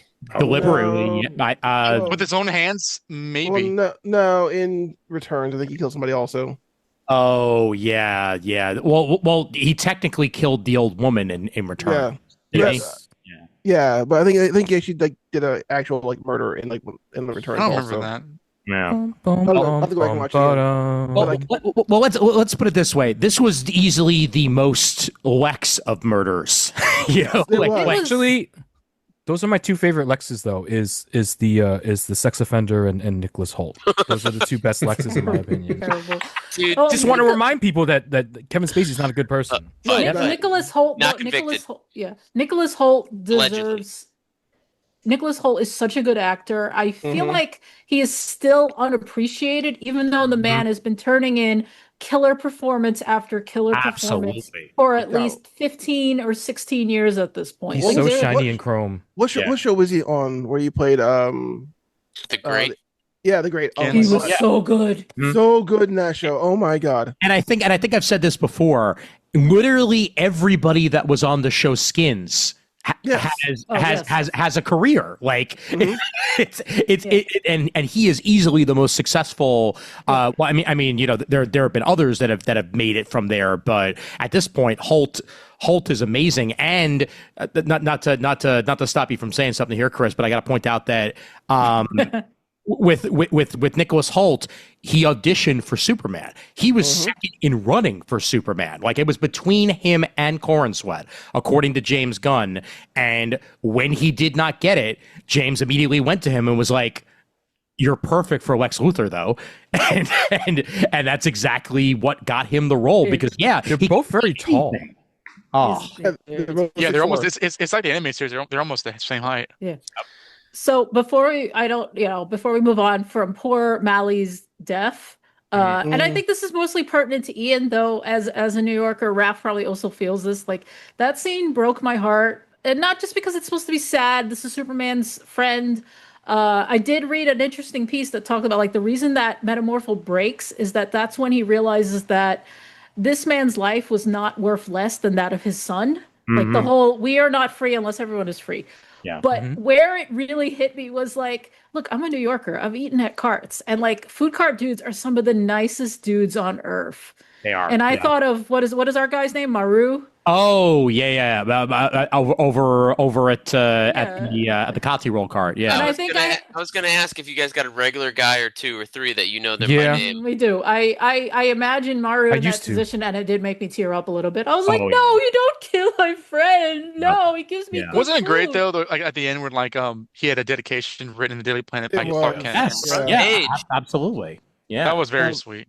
Yep. But before we go on too far, I just want to say, like, I like the fact that for as smart and smug as Lex was, the thing that killed me was at the end of the scene, like, maybe I'll kill that reporter who follows you around. Clark Kent. I'm like, you fucking idiot. Yeah. You That's awesome. I love that. goddamn I love dummy. stupidity.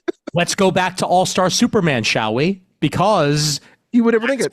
we're I right, would we're like right to see there. you try. Yep, we're right there. We're right there. Like, You would never think it because like Hypno glasses. They're not regular glasses. They're hypno glasses. Hypno glasses. Remember. So I want to talk about Luthor more. That scene where he's number one, I love his goon squad. I'll call them because, as you know, whatever political stripe you are, there are people that fall around these people of power, whether it be a politician or a CEO or a leader of a company we call them or sycophants. a cult. There are people who get excited around being somebody that has power or that thinks they have power or has a larger than life ego, and you get sucked up into that sphere. And everybody in his goon squad was one of those people, so that they were like excited about beating down on Superman. And the only guy that had a conscience was the one guy who was like, hey, I fucking live in Metropolis, and maybe my mom, and I want to use this code Lex now. Like, that was there. But those people exist, whatever your political stripe. It's not saying it's one party or the other or whatever, but there are people that exist everywhere that are basically goons for people who have power. And I love the fact that that was there, and it wasn't just like 2 or 3 people and you're like, how are these people supporting this bad guy? No, those people exist. They, whatever way you are, like, those people exist on all sides, on both sides. And this movie put that out there. Like, yeah, there are people that genuinely don't care or don't give a shit about who they affect or whatever. So I appreciate that.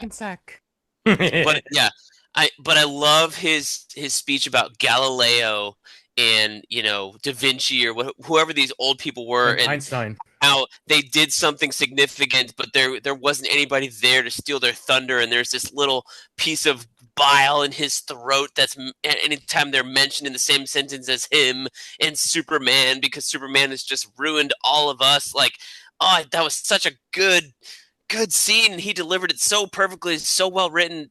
Those are the things that I really, really, really loved about this movie. Like, just those. This is the first time I feel like somebody has actually nailed Lex about why the fact that Superman so much.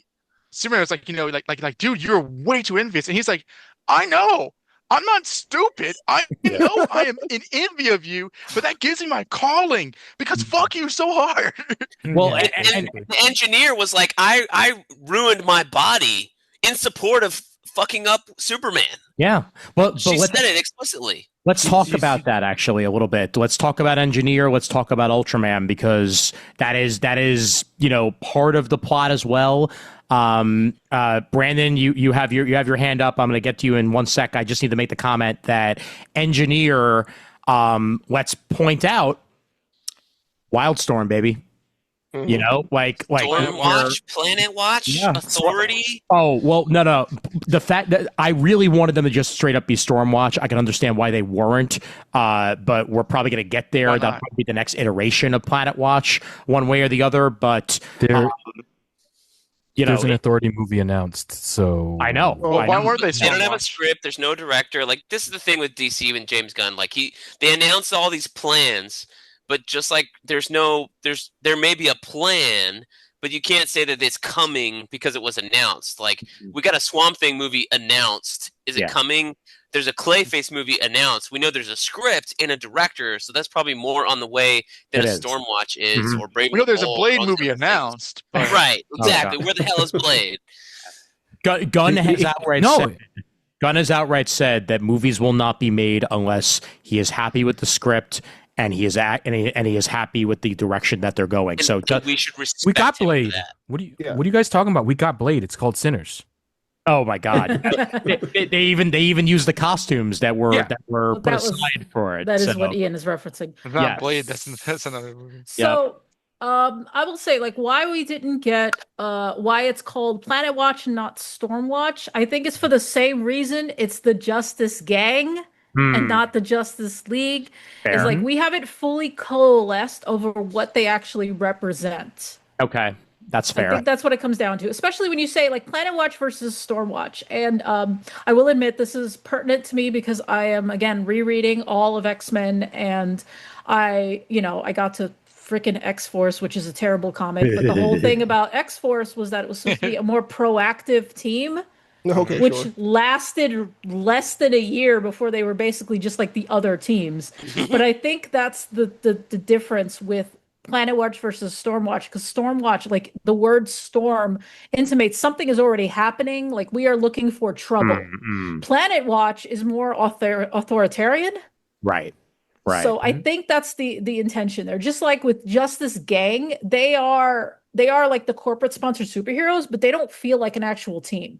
They feel like 3 people hanging out in this train station. They're just it feels like a little rascals, like our gang. So yeah. I feel like I thought they were going to get a lot more into like the Maxwell Lordiness of it.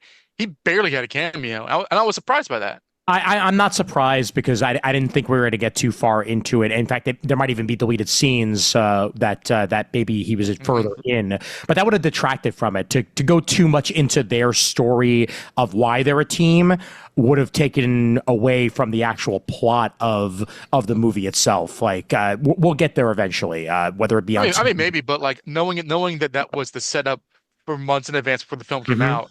Right. It surprised me that I imagine it's right that it is on the cutting room floor, or Probably. it'll be in Peacemaker. Before we get into the support heroes, though, talk about Ultraman.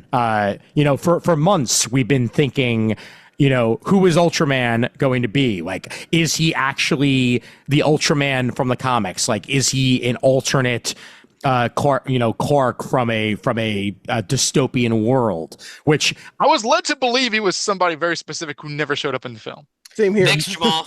Yeah. Yes, Jamal had us all thinking it was a New 52 character that had Through been no fault of his own. Oh yeah, because the No. You're talking about Ulysses. Yes, that's what I'm talking about. I was thinking the other guy he swore to secrecy about. Oh, okay. Yeah. That's what I thought also. I actually completely forgot who he was talking about there, so we're still. I thought He the even Mountain mentioned him after he saw it and before I saw it. Mountain I of was like, Barovia, I thought was maybe going to be that guy, and then it wasn't. Okay. No, Barovia Strahd. Get out, Raph. Ravia. Get out, Raph. Barovia is Whatever. It doesn't get exist. back in the locker, nerd. But what do we think of it essentially being Bizarro, which is what I mean, clearly him He getting flew away into the cube planet. Okay, Superman fans. Yes. All right, Superman doesn't kill.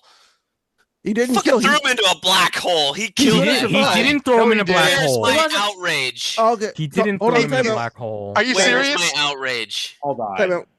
Time out. He didn't. Flag on also- play. No, Brandon. I'll let Also- Brandon go. Brandon, go. Also, when he was in the river, he didn't say he was going to die. He said he Yes. couldn't get out. Yes. Very distinct difference there. I'm not talking about that. He thrust Hold the on. man into a Hold- black hold- hole. hold which on, Kip hold on. Thorne He didn't- said the gravity will crush you before you find out what's on the other side. Same black hole. I think that though. just sent him to Earth 3, where Yes. he's going to now form Just the team there. Brent, you don't really It wasn't believe just aimed at you, Ryan. It was everybody else on this call that Okay. was on Or the Man of Steel episode. the black Any hole. idiot who's read Bizarro knows that's not going to kill him. Yeah, I'm gonna give it exactly. a buck. Exactly. Like even So- if he's not going to Earth 3 to become Ultraman, he's going to wind up essentially on Bizarro World and become Could be Bizarro. that too. Sure. I will say I love my wife when they unmasked him as the clone, and she leans over to me and whispers, "Are they gonna do Bizarro?" And I've never loved her so much in that moment. Aw. So I didn't the other even thing know is- like, how do you know who Bizarro is? But she knew somehow. I felt like It was I felt Ultraman like such, at first. I was like, oh, this is literally Ultraman. I felt like such an idiot because I heard so many people afterwards say like, "Oh, well, yeah, I figured out that it was probably a clone or something like that when the Fortress of Solitude opened up." I was like, I Right. didn't. I I, figured it thought out. I just thought Lex figured out a way to get in there. Yeah. Like, Well, I just I mean, he did. They did give it away when he goes, "How'd he get in? It's keyed to my DNA." And I was like, Mhm. cloned him. Mhm. that Done. fly right Yeah, over my I head. forgot I about was like, that, but they okay, did. They he should figured have something tell you in out. that way. Yeah. The other thing is, like Brent, is you're applying real world physics to a comic book.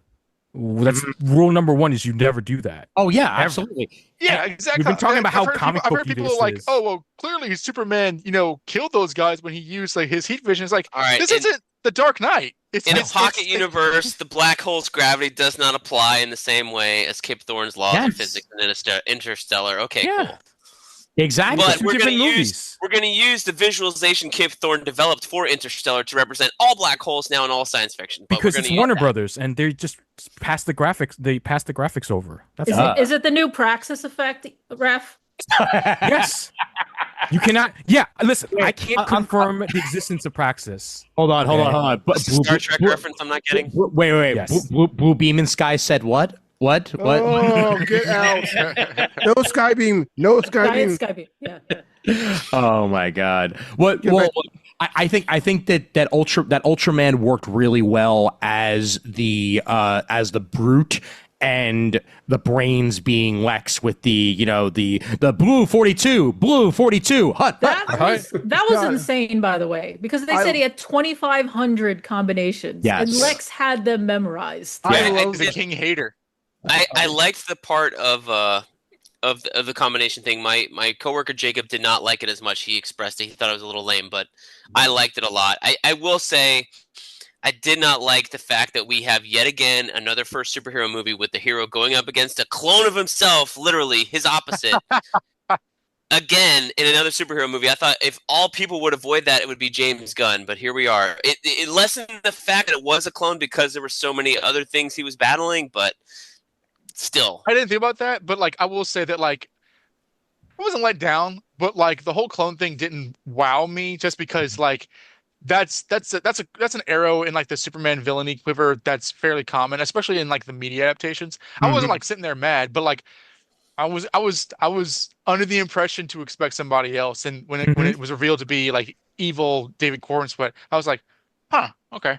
If there had been a train coming through the middle of the scene that they had to pause the fight for, I would have gotten really pissed. Hey, look, I'm still a little bit upset that I said what was it, 3 episodes ago, James Gunn have the balls to have Ultraman be Henry Cavill. And I think he does kind of look like Henry Cavill though. During the long-haired Corenswet. Yeah, he looked to me. That was when he looked most like Tom Welling. Was honestly when they ripped the mask off and he's got the long hair, and I'm just like, there we go. There's my Smallville boy. Yep. You know. Yep. But I think that that he wasn't the main villain, that he was the pawn in this, and that they're clearly setting up for him to either be an actual real big bad Ultraman or me M Bizarro at some point. I am A-okay with the situation I think it works better. I think it works better than previous like other superhero movies where it is the origin story and their first adventure involves fighting. Yeah, they're opposite, their clone or whatever. And I think that's ridiculous because I feel like it is a story you need to build up to.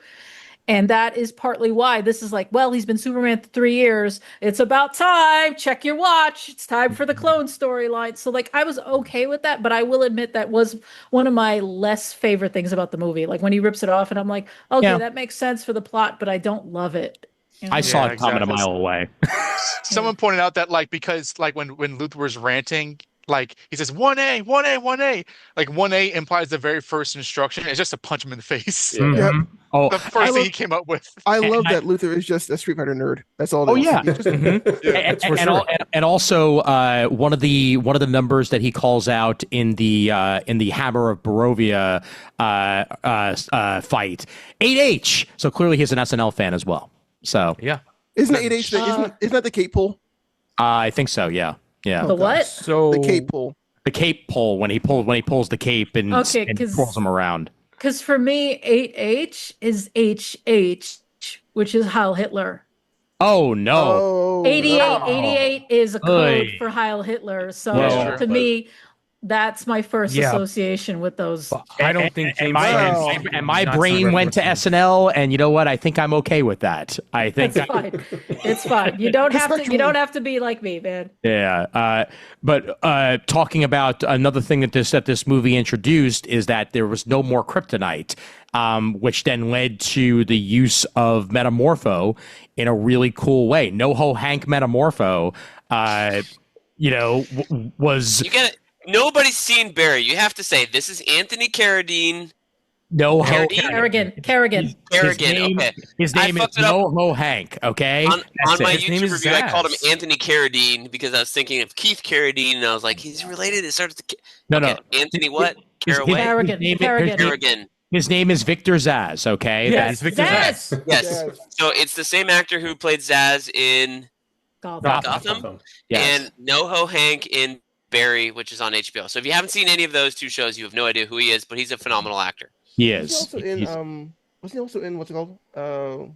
Fuck. Oh, shit. I'm sure he's been in other stuff, but those are the two main things that we didn't recognize him from. I'm going to click on it for you. I'm going to save you from this. Yeah.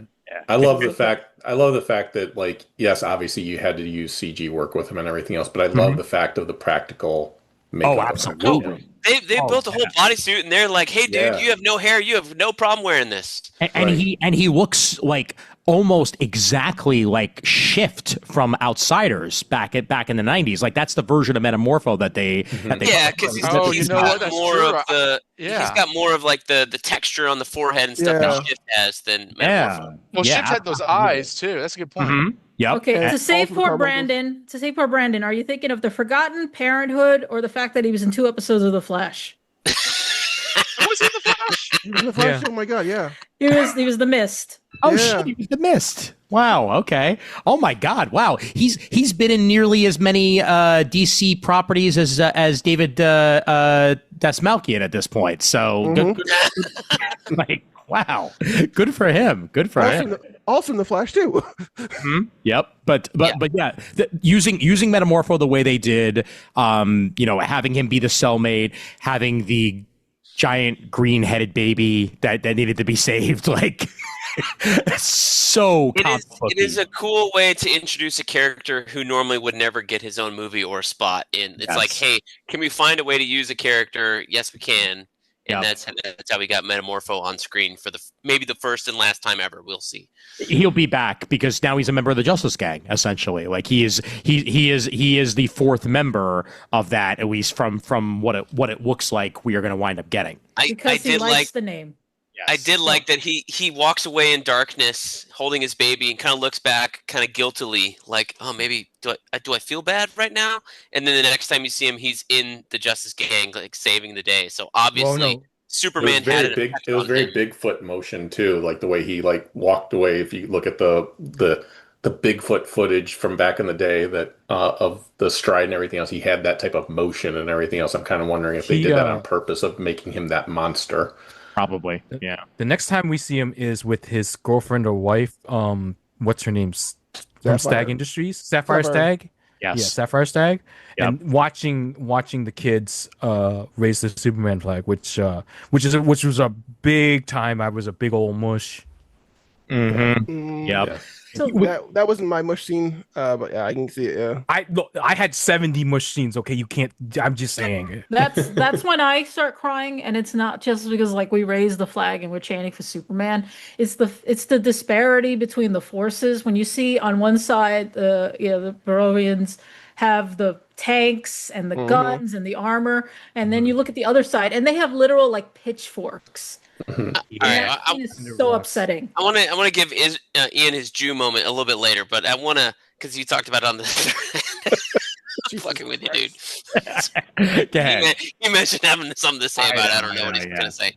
But no, so all right, I want to get into the James Gunn of it all, because here's where the movie didn't work for me. Like we've gushed about all the cool comic book nerdy stuff that really worked for us, but like to me, where the movie faltered, and I gave it like a 3 out of 5 on my YouTube channel, and I was like, I enjoyed it, I had a good time, but it was I was expecting more out of James Gunn in terms of an evolution, a style, and maybe that's something that we shouldn't expect out of directors anymore. Like obviously Zack Snyder can't do anything other than slow-mo, and he's lucky if he gets a good script and could turn out a movie like 300 or Man of Steel, as opposed to Rebel Moon, which he wrote himself. Zombieland or whatever that movie, Return of the Zombies, the Vegas one, was decent, but it still had a lot of slow-mo, and that seems to be his thing. James Gunn apparently is the guy with quippy humor and writes his own scripts and some needle drops or covers of things that you may not recognize in his films that end with a montage or a happy ending in a lot of characters, and that I feel like that's kind of what we got out of this. Where like I remember originally saying on the podcast before, like, that's a lot of characters. I was worried about this film. I think they made it work, but I still think it was very gunny, and I'm scared of how this universe is going to move forward, mainly because the only thing we've gotten so far is something out of James Gunn. We've gotten the Suicide Squad, which maybe counts, maybe doesn't. Peacemaker Season 1, which is all James Gunn. We're getting Peacemaker Season 2, which is mostly James Gunn. We've got Creature Commandos, which is all James Gunn. And now we have Superman, which is all James Gunn. So I'm just scared of the DCU being the James Gunn show in terms of tone. And I don't want a singular tone across all these things. Like Marvel kind of has that now, and I was hoping we would get away from that here, and that maybe James Gunn would evolve a little bit and pull back on something in like, I guess the way that they evoked the Superman theme and released that early because they're not undoing John Williams' great theme anymore. The way that the Flash reused the '89 theme again instead of doing something new. Like, we're just reusing all these things from our childhood now, and we're not trying to evolve anything. And we're doing that with the titles in this movie. And James Gunn is not evolving his style or writing style in order to do something different. He's just like, oh, people like what I do, so I'm going to continue to do that, even though he's the head of this new studio. It's supposed to be this new thing. Yeah, and Name me. Hold on. Okay. Name me 5 theme songs more iconic than the Superman and Batman themes. I'll wait. James Bond. I'm not talking about Reused iconic. all the time. Yeah. James Bond. I want to say, like, I think there's something to be said about having a recognizable theme song and reinventing it. Like, Brent, Okay. James Okay. Zimmer, Hans Zimmer went out and tried, and I think he succeeded in making something that's memorable, maybe not iconic. There are very few people that have. They very turned few his theme characters that into a have a romance repeat. theme.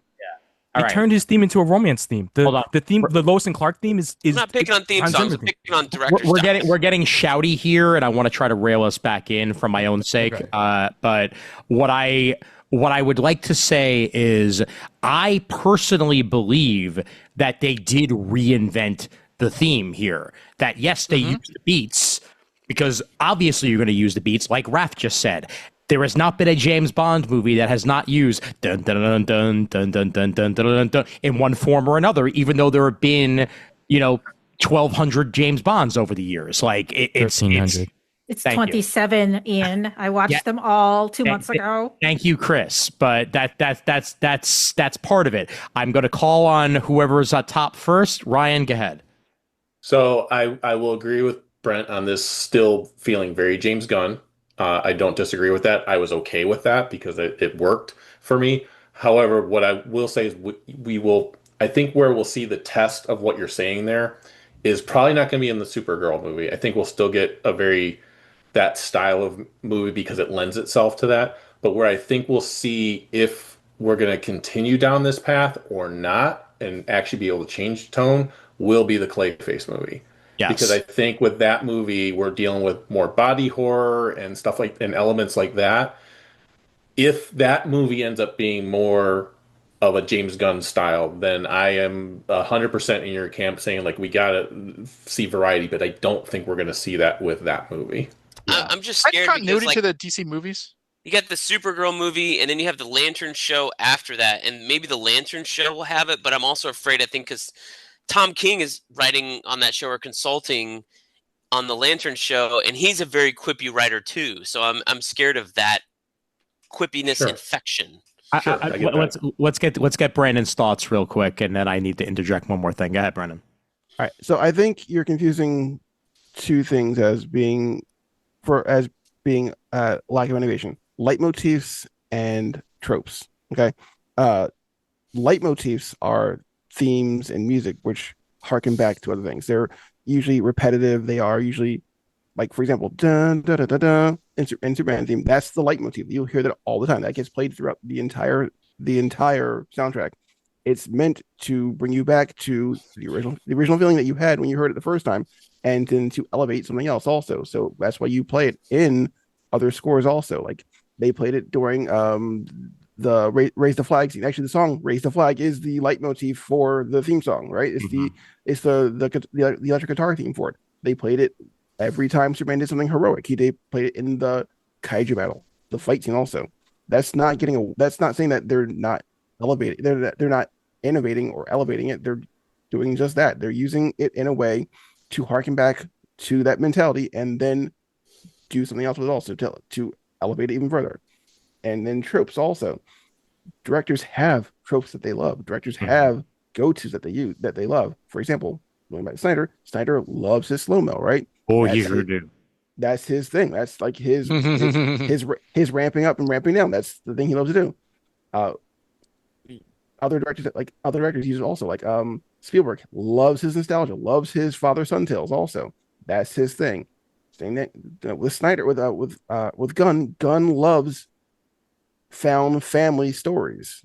That's basically what you got a little bit here, also. And then you have that idea of the community. That self is never bigger than the community. Also, that makes sense. Where it's the person, what you do to help your community or help the others in your community should never outweigh should what you do your own person should never outweigh what you do for your community. Yes. Or what you do for your world. That's Gunn's takeaway. I think that's honestly, if you go back and read like his interviews, that's honestly what he believes about people. Also, he believes that people are inherently good in some way and will always do the right thing, that, or at least he wants to believe that. But he always believes that, he always will try to say that, like when Superman says, doing good is punk rock, right? That's the real punk rock there. And to build on top of that for 1 second, Brandon, that is his Superman in this movie 800%, because we are presented with the original intent that his Kryptonian parents had. Due to the message being broken, he only heard the part that was soothing, and that to him was be the best man that you could be. And he didn't need those words to be the best man that he could be. He was raised right, and he became a Clark that felt that way about the world because of what he was raised upon and the good nature of humanity in general. That is A+ what this Superman is about, and that's what a lot of James Gunn movies are about. And you know what? Not a bad message in the end. Not a bad message. What I will also disagree with here is that this is as gunny as a Guardians of the Galaxy. I would 100% disagree with that.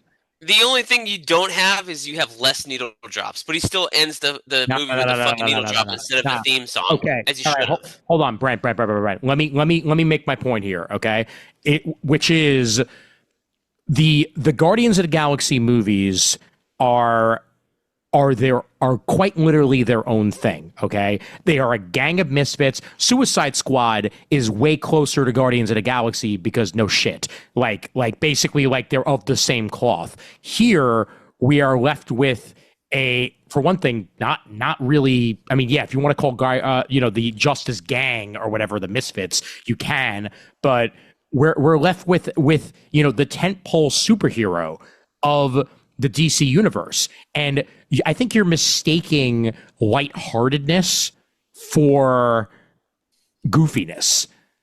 And I do not believe we really get that too much in this movie. Yeah, we get weird, because of course we get weird, because it's freaking comic books and he's making a comic book movie. But I personally believe that this movie feels different than other James Gunn movies have, because he went for a very significant tone shift in this in order to establish a world and make it work, and so that's where I stand on it. Obviously your mileage may vary. I feel like the lightheartedness and goofiness, to me, like I think James Gunn does have an appreciation for the Silver Age. Yes. And he brought that into his Guardians film, because you have all these weird things of like the fucking living organism scene with Nathan Fillion in Guardians 3. You have that with Guardians 2 when he's going through the universes and the portals and things like that. And that gets a little Silver Agey and goofy, and Ego is a living planet. That's very Silver Agey. Like, there's just, he has an affinity for that, which is, I think, is fine. It's good. It brings it back to the comic bookiness of it all, but just, I don't know. I was expecting more of an evolution of like, hey, I have a really important job. I'm going to direct a Superman movie. And we did get a Superman movie, one of the best. There haven't been many great ones. So it's kind of a low bar in my opinion, but it wasn't a great movie overall. Like, I think my main thing with this is, in the Guardians films, even though I'm saying they're goofy and they're lighthearted in tone, there are moments where I'm on the edge of my seat. I'm clutching the ends of the armrest, or I'm like, oh man, I'm really scared for the characters. And this may be a Superman character thing, but at least with this film, and I was talking with my coworker Jacob on the walk back from the movie theater today, saying like I still never watching it a second time. I still never had that feeling because I had all my preconceived notions gone in after the first viewing. And the second one, I was looking for that. Like I remember watching Man of Steel and being on the edge of my seat, because like whether you liked it or not, you were probably like, "Oh shit, what's going to happen next?" You know what I mean? Any of the Dark Knight movies, I'm getting a thrill rewatching it again and again and again and again because I feel for the characters. I'm scared for them, and I never had that feeling in this movie the first 2 times I watched it. And so I don't know if it's going to be a movie I'm going to go back and rewatch, and that's going to be exciting with every rewatch because it lacks that feeling. And to me, I think that brings the movie down a little bit, just for me. All right. And Guardians has those same qualities too sometimes. But even some of the Guardians films, you have that edge of the seat feeling because you don't know these characters as well. They're less powerful than Superman. Well, and I think that's where the tone shift is different, is because the Guardians characters, most people did not know who the Guardians characters were. So you didn't know, like, is this character going to make it through this? Is this character, who is this character? Like, is this an important one that's going to stick around? When you're watching a Superman movie, you know he's going to come out at the end. That it always cracks me up when someone says, "Well, yeah, watch a superhero movie. You know the superhero is going to win." It's like that's not the point of the movie. The point is the journey to get to that point. How does the hero get out of there? And I think that's the tonal difference. Like you're saying, you were never on the edge of your seat. This movie wasn't meant to put you on the edge of your seat. This movie was meant to showcase Superman's humanity. This movie was to showcase his goodness, to bring those aspects of that character back. So we wanted to bring those aspects of that character back, and I felt like he accomplished that. So it wasn't meant to really get you back on the edge of the seat. It was like it does in Guardians.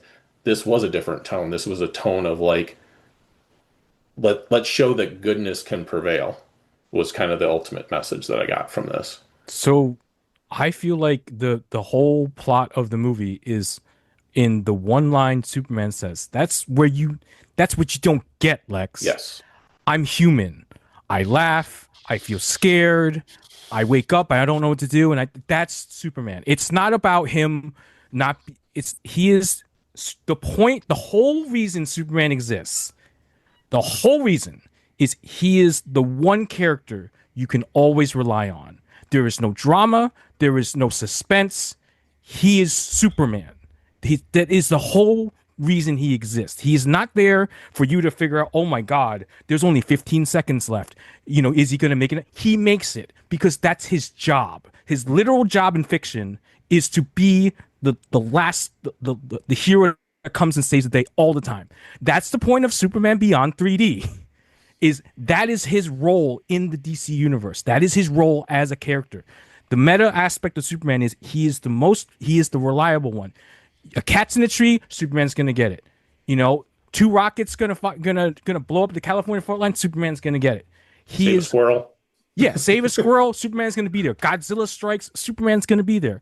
He's not there for you to worry about his safety. He's not there for you to worry he's there for you to worry if he can get to the people in time. Mm-hmm. And that was a lot of that in this movie, which Man of Steel, not to bring it back there, Man of Steel never had. He rescues like Lois in all of Man of Steel. And there's never scenes where he's rescuing civilians and they thank him. They have it in BVS, but it's in a more of a, oh my God, I'm so burdened.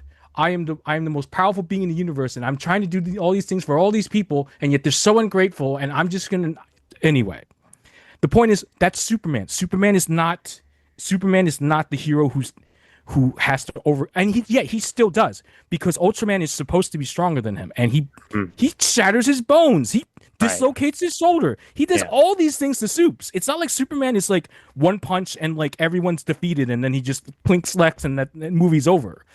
He has to struggle. He does struggle. It's just not in the way you're used to, because he's also ridiculously powerful. Even if he's not even ridiculously powerful. He's like Superman animated series powerful. He's not even like very much Christopher is Lee powerful. Plus, I want to point out too that like one of the things that I love about this movie is that even with all the destruction that happens to Metropolis, with the black hole splitting it in two and whatnot, we can see from the end credits scene that they're literally looking to put it all back together.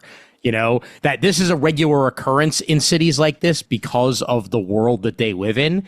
And I don't know. It looks a little bit out of place. Like they're literally looking to put all of Metropolis back together afterwards, because that is the type of person that Superman is, and that's also what the superheroes of this world are. They're about keeping the world together more than anything else in moments of doubt, of moments of uncertainty, and moments of holes being ripped in the fabric of reality. Like it's just another day, which is also another perfect example of when Lois and Clark are having their talk, and that spatial imp or whatever is outside of the window, and interdimensional imp, and the Justice Gang are dealing with it, and Lois is like, "Are you going to help them?" Like, "Nah, it's all right. They got it." What were you saying?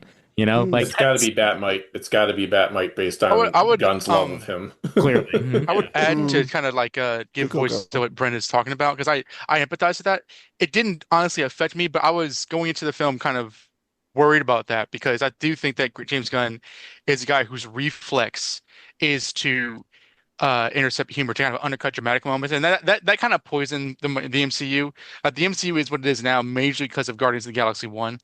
But I would say that like James Gunn is a genuine comic fan. I mean, you can tell. It's not just that he just read comics from the 80s. You can see the DNA. You can see it in the posing and the compositing and the way that Superman is presented visually in certain moments, the way that Lex Luthor was presented visually in certain moments. I think what keeps this from being indulging in the worst aspects from films past is that, and I don't expect people to agree with me on this panel.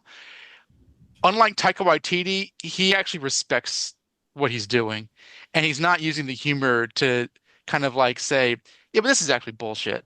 I think because he actually kind of looks up to the material to not so much elevate it, but like, present it as fun and appreciable, as close as it always was. And I think that the worst kinds of humor will try to distance itself and be like, like other things in the past, like The Tick or The Venture Brothers or Robot Chicken, and kind of like point and present it as something else rather than the reality that you get into in the film. I don't think Gunn ever does that in this movie. I've come around on your Taika take, by the way. Oh yeah, so do I. I feel like it's like the whole like my thing. My biggest takeaway from comics is usually is it the Alan Moore treatment where it's actually given love and respect, or is it the Garth Ennis treatment where it's taken for face value and as a joke?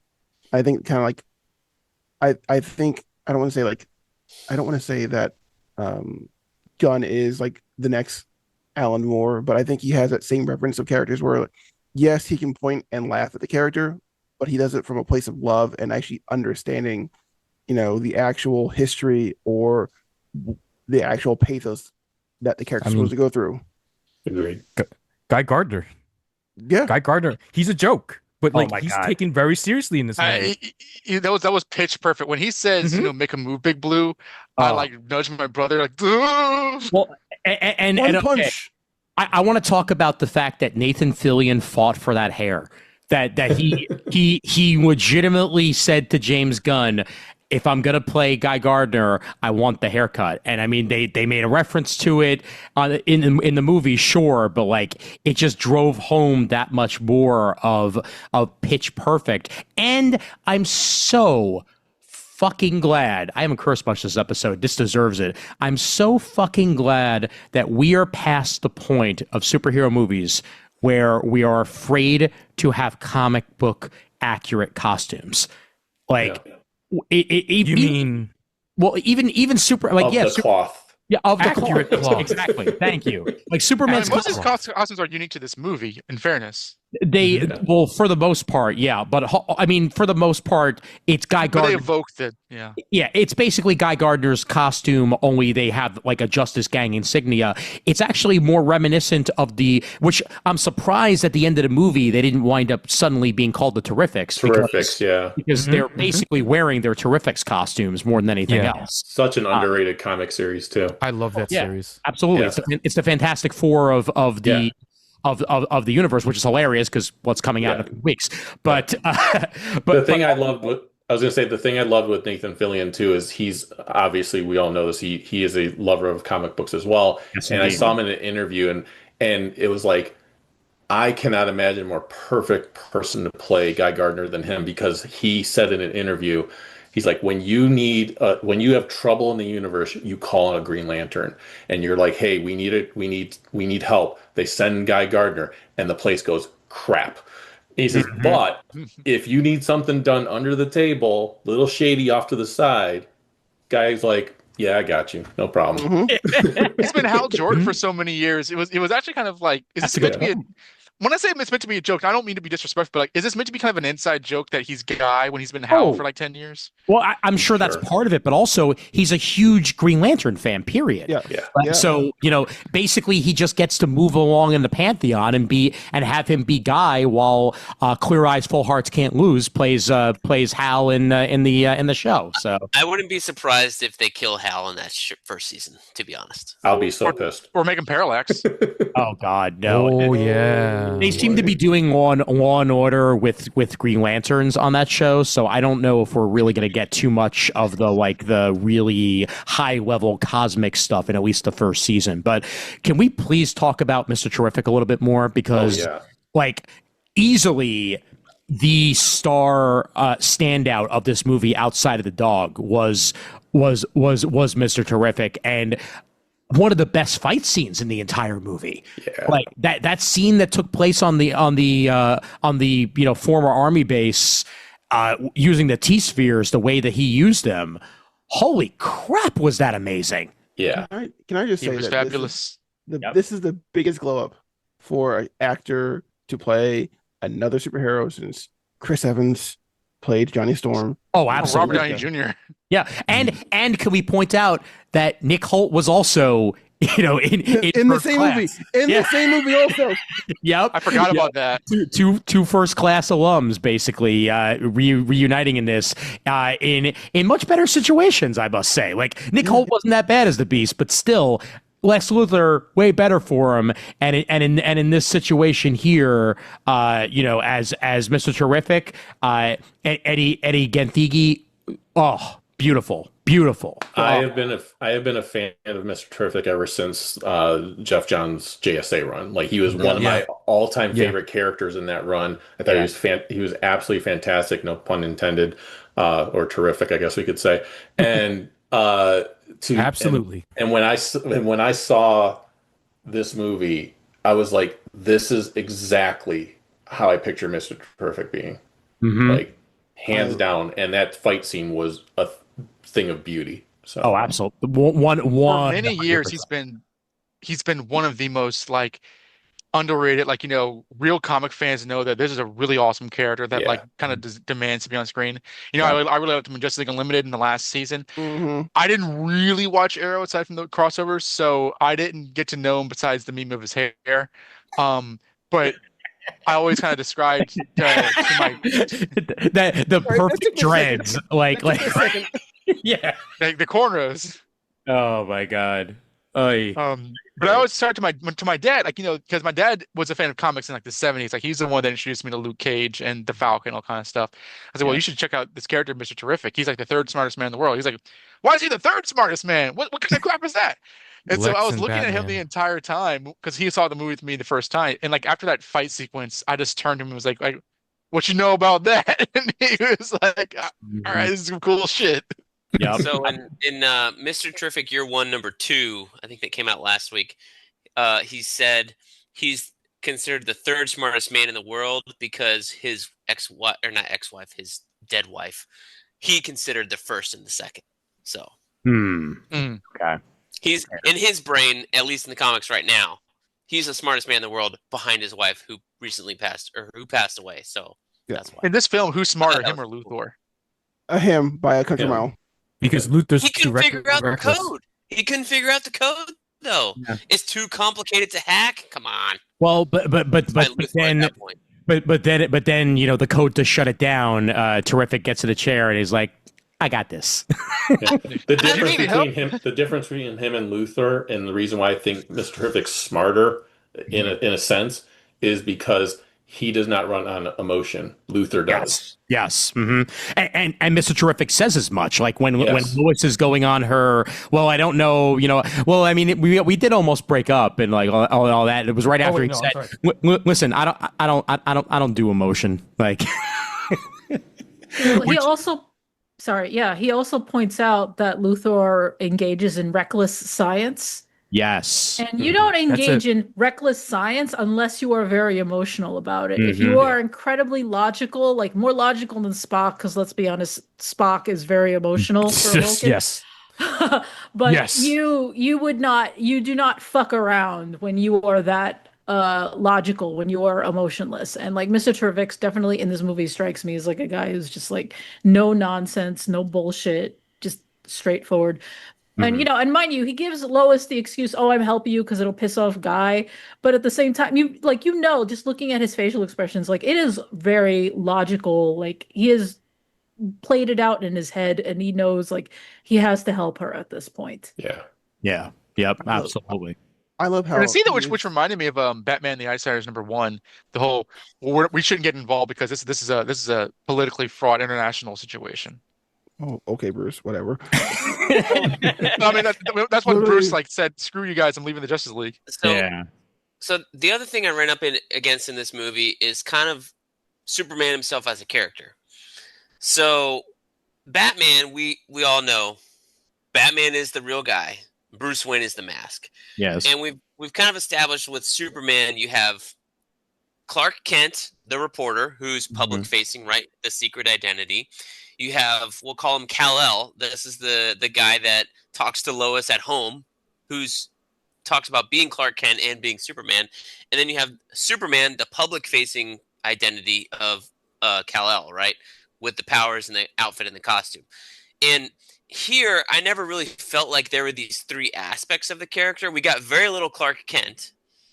We got a scene or two of Kal-El, but I never felt like we got the stern don't cross the street when the sign is red, Superman. He was very much like, you know, he told that lady like slow breaths or whatever, but every other time he was Superman in costume, this is why I was saying it was too James Gunny, because he had to throw jokes. Like, he's not like, he's like, I thought I was doing something important here, which a moment I liked in the trailer, but then seeing the movie twice, I'm like, you know, after beating Ultraman, his clone, he's like, has a quip.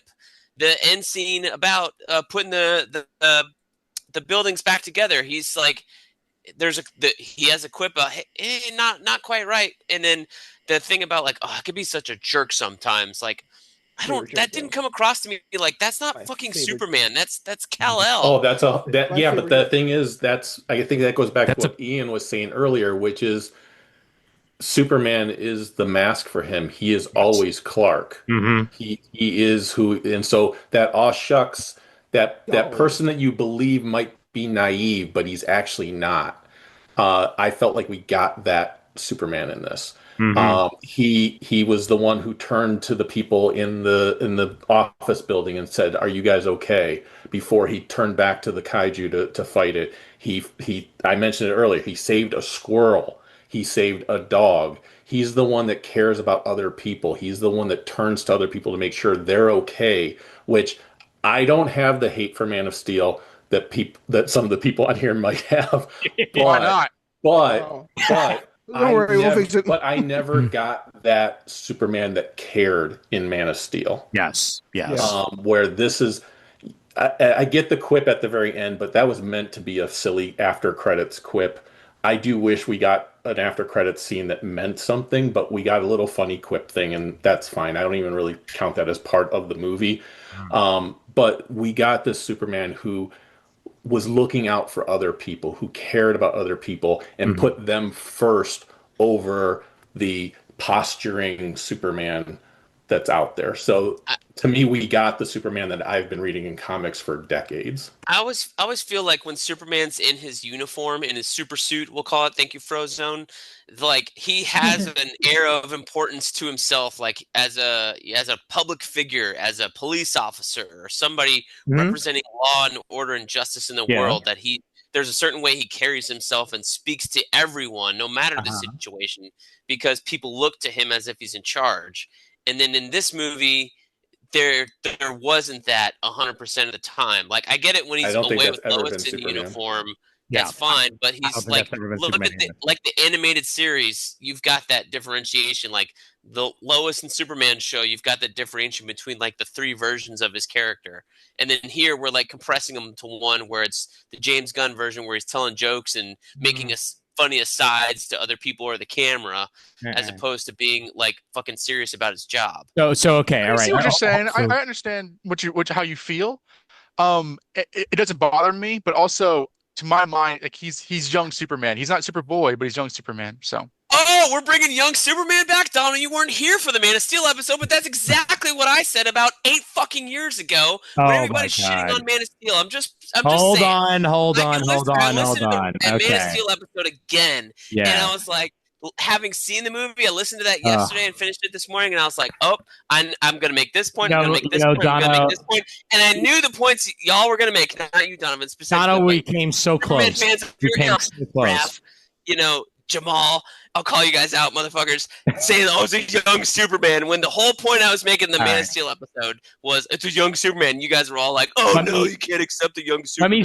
Let me say, okay, hold on. Before Raph talks for 12 minutes, let me just say real quick that A, he's 30. He's not young.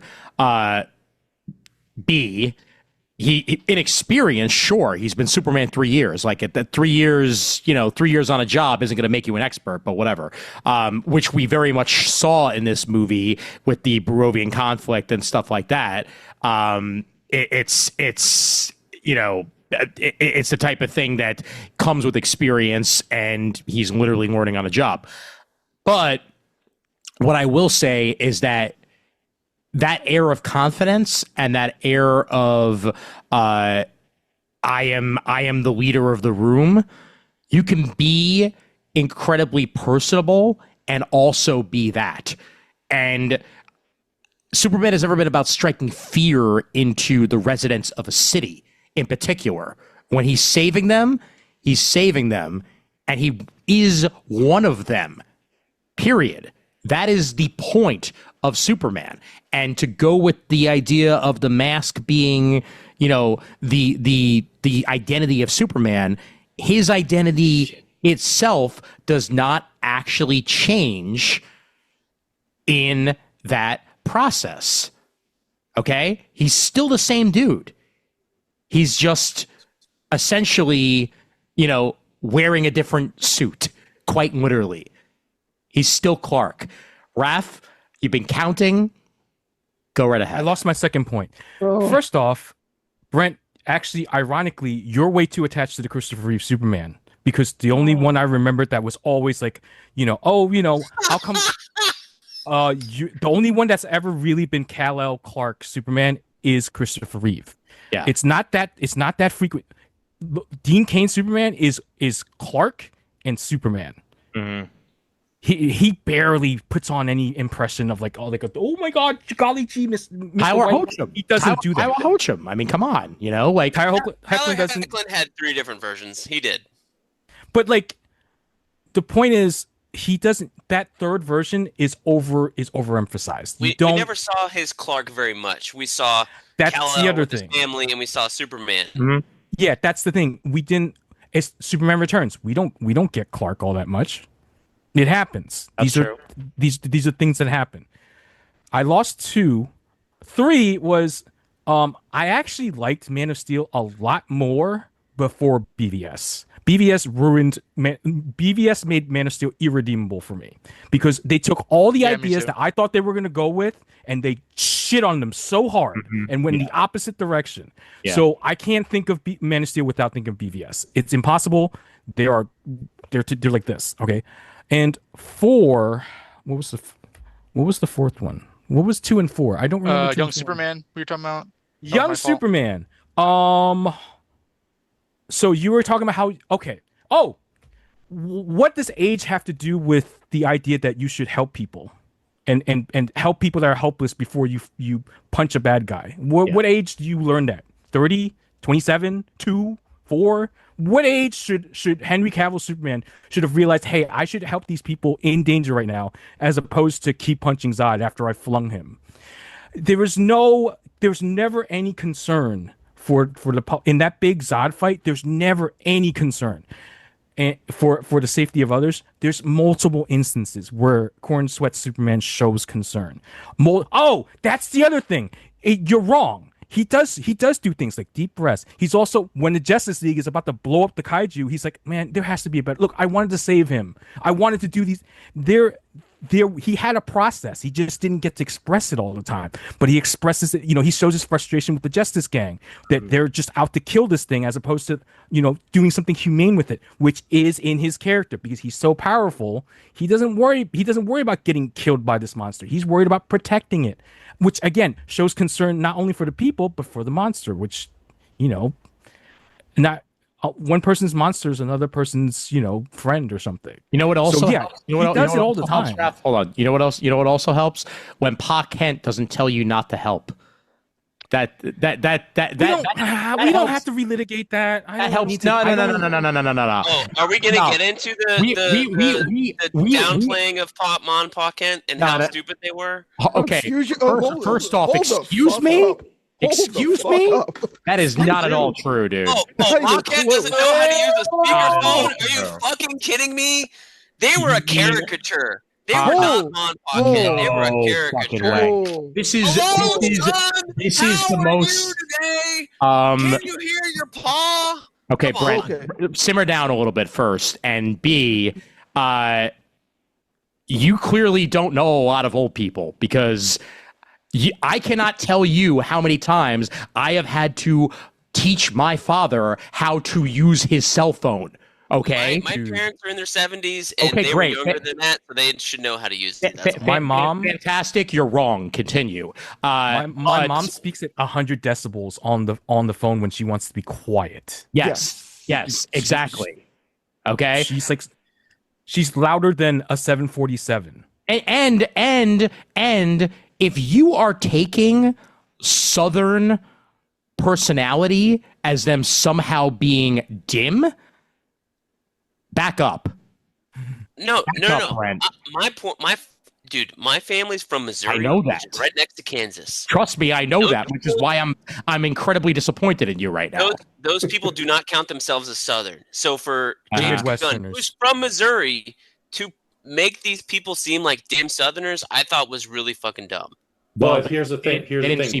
Were they actually dim? Because one of my favorite moments in this entire movie was the fact of the father-son moment where Pa sits down and his first words are not like words of wisdom or anything like that. It was, that burrito place. Like he's catching up with him. He's having this father-son moment. And then he lays the heavy on him and points out the direction. And he says, our job as a parent is not to tell you what to do. It's just to give you the tools so you can find your own way. Yeah. And then his mom, I will admit, earlier on, I was like, whoa, mom's yelling in the phone. But then she's just like, boy, you're going to want to get in here and see this. And don't worry, I got everything set for you. Like, these are two people that care about him and love him.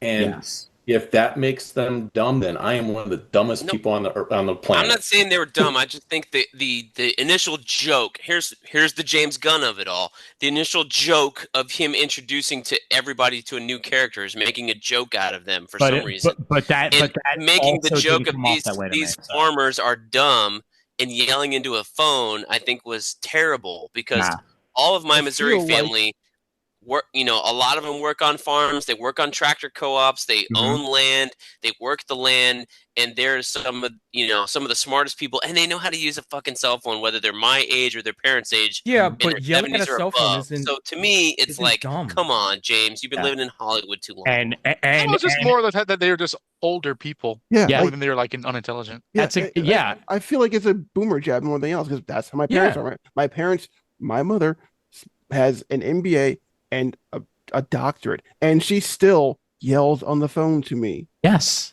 Okay, it's not like she's dumb. No, I'm not talking about like level of volume. I think that's what you are. Thing. But like that's what you're implying, though. My parents still text with one finger. I'm not saying they're very good at texting, but they know how to use a speakerphone that they don't have to like fucking be right here. Not everybody does, Brent. That's right. I was going to say, I have people I work with who work with technology stuff that. I've had to go and close their door because they're talking super loud. Actually, wait a minute. Hold on. Let me bring it back down. Okay? I have worked in tech support.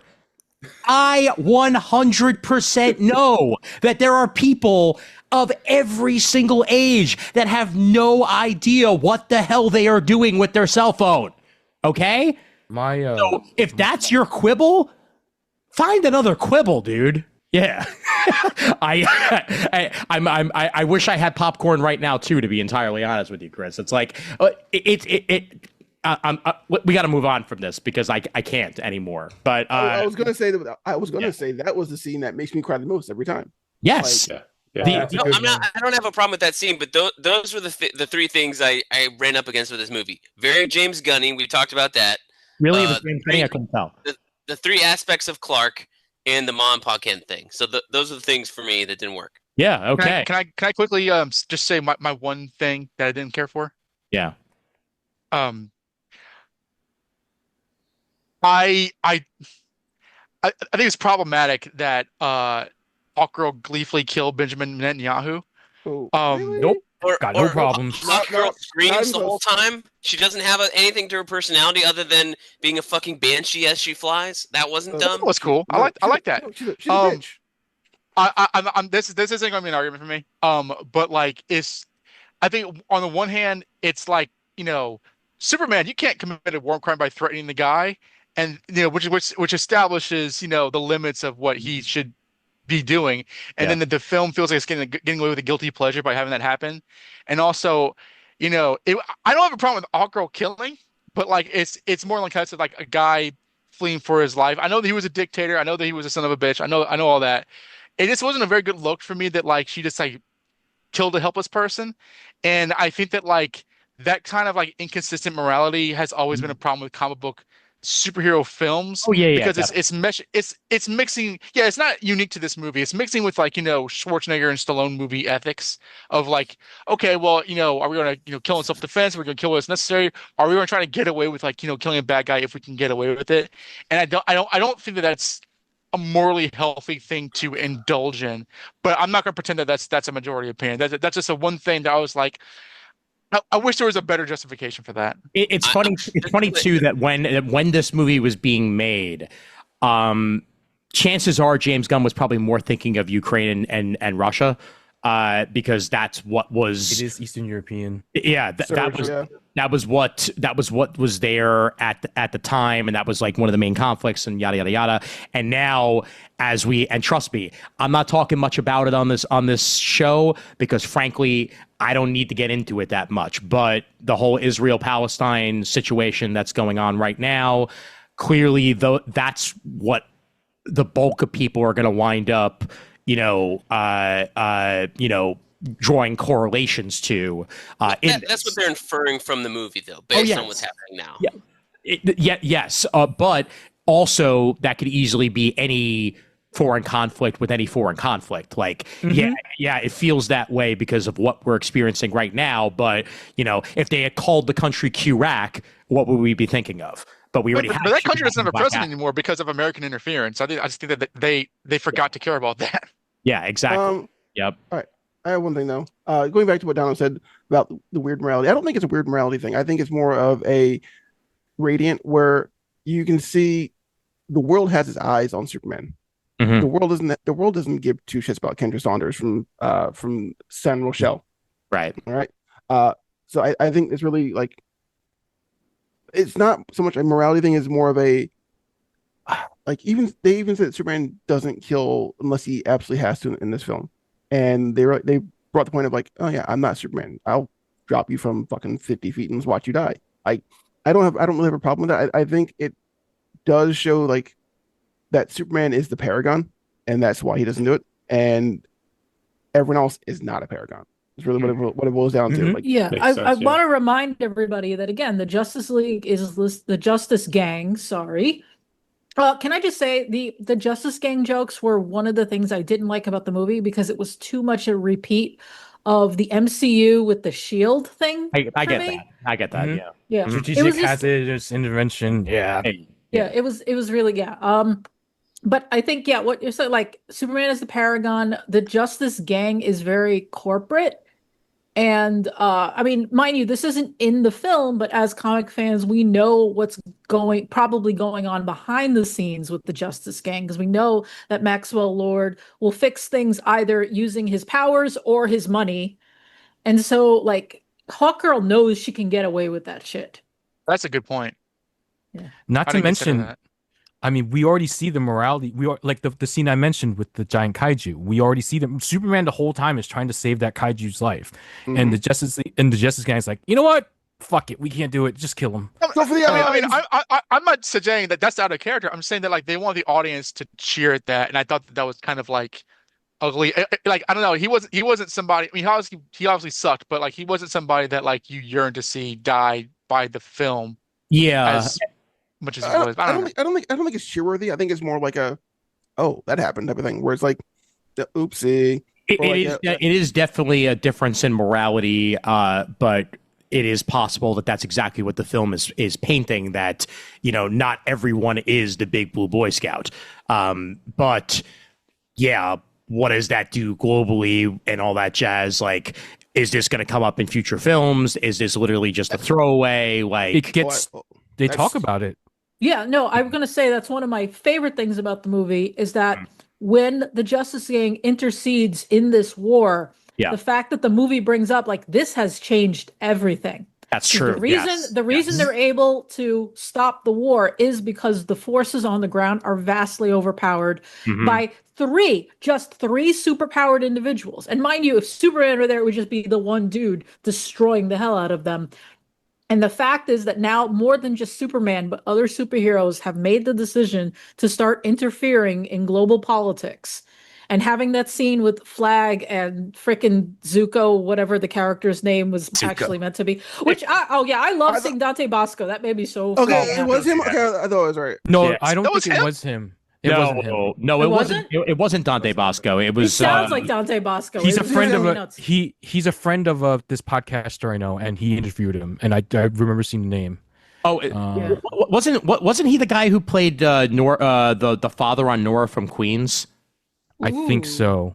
Yeah, actually. Let me see here. Well, no, that BD Wong obviously was in that, but He looks like BD Wong, but he wasn't BD Wong. no, he's not BD He's Wong. not, No, he's that. not BD Wong. No. All right. You know what? Well, I'll find the name of the actor and when I do, we'll bring it up. But Yeah, well, I'll BD call Roth, him low rent Dante Bosco. And mind Yeah. you, Dante Bosco is not actually expensive. there you go. Fair enough. Lower rent, Dante Bosco.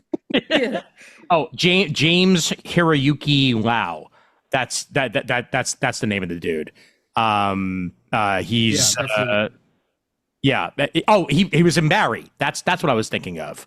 Okay, go Barry figure. actor. Another Barry universe continues. and he's in Star Trek Section 31, which I still haven't watched. And he was in the Cowboy Bebop show for an episode, Iron Fist for an episode, a bunch of different stuff. So he's just one of those guys who's been in a bunch of different things. So Character actor. basically, yep. And he's not Margot Martindale. So yeah, but He's got that great New York accent or whatever. It's similar to a New York accent. But like, I remember him playing a I think actually like a detective on Barry, if I remember correctly. But anyway, what were you gonna say, Brendan? But like, I think so.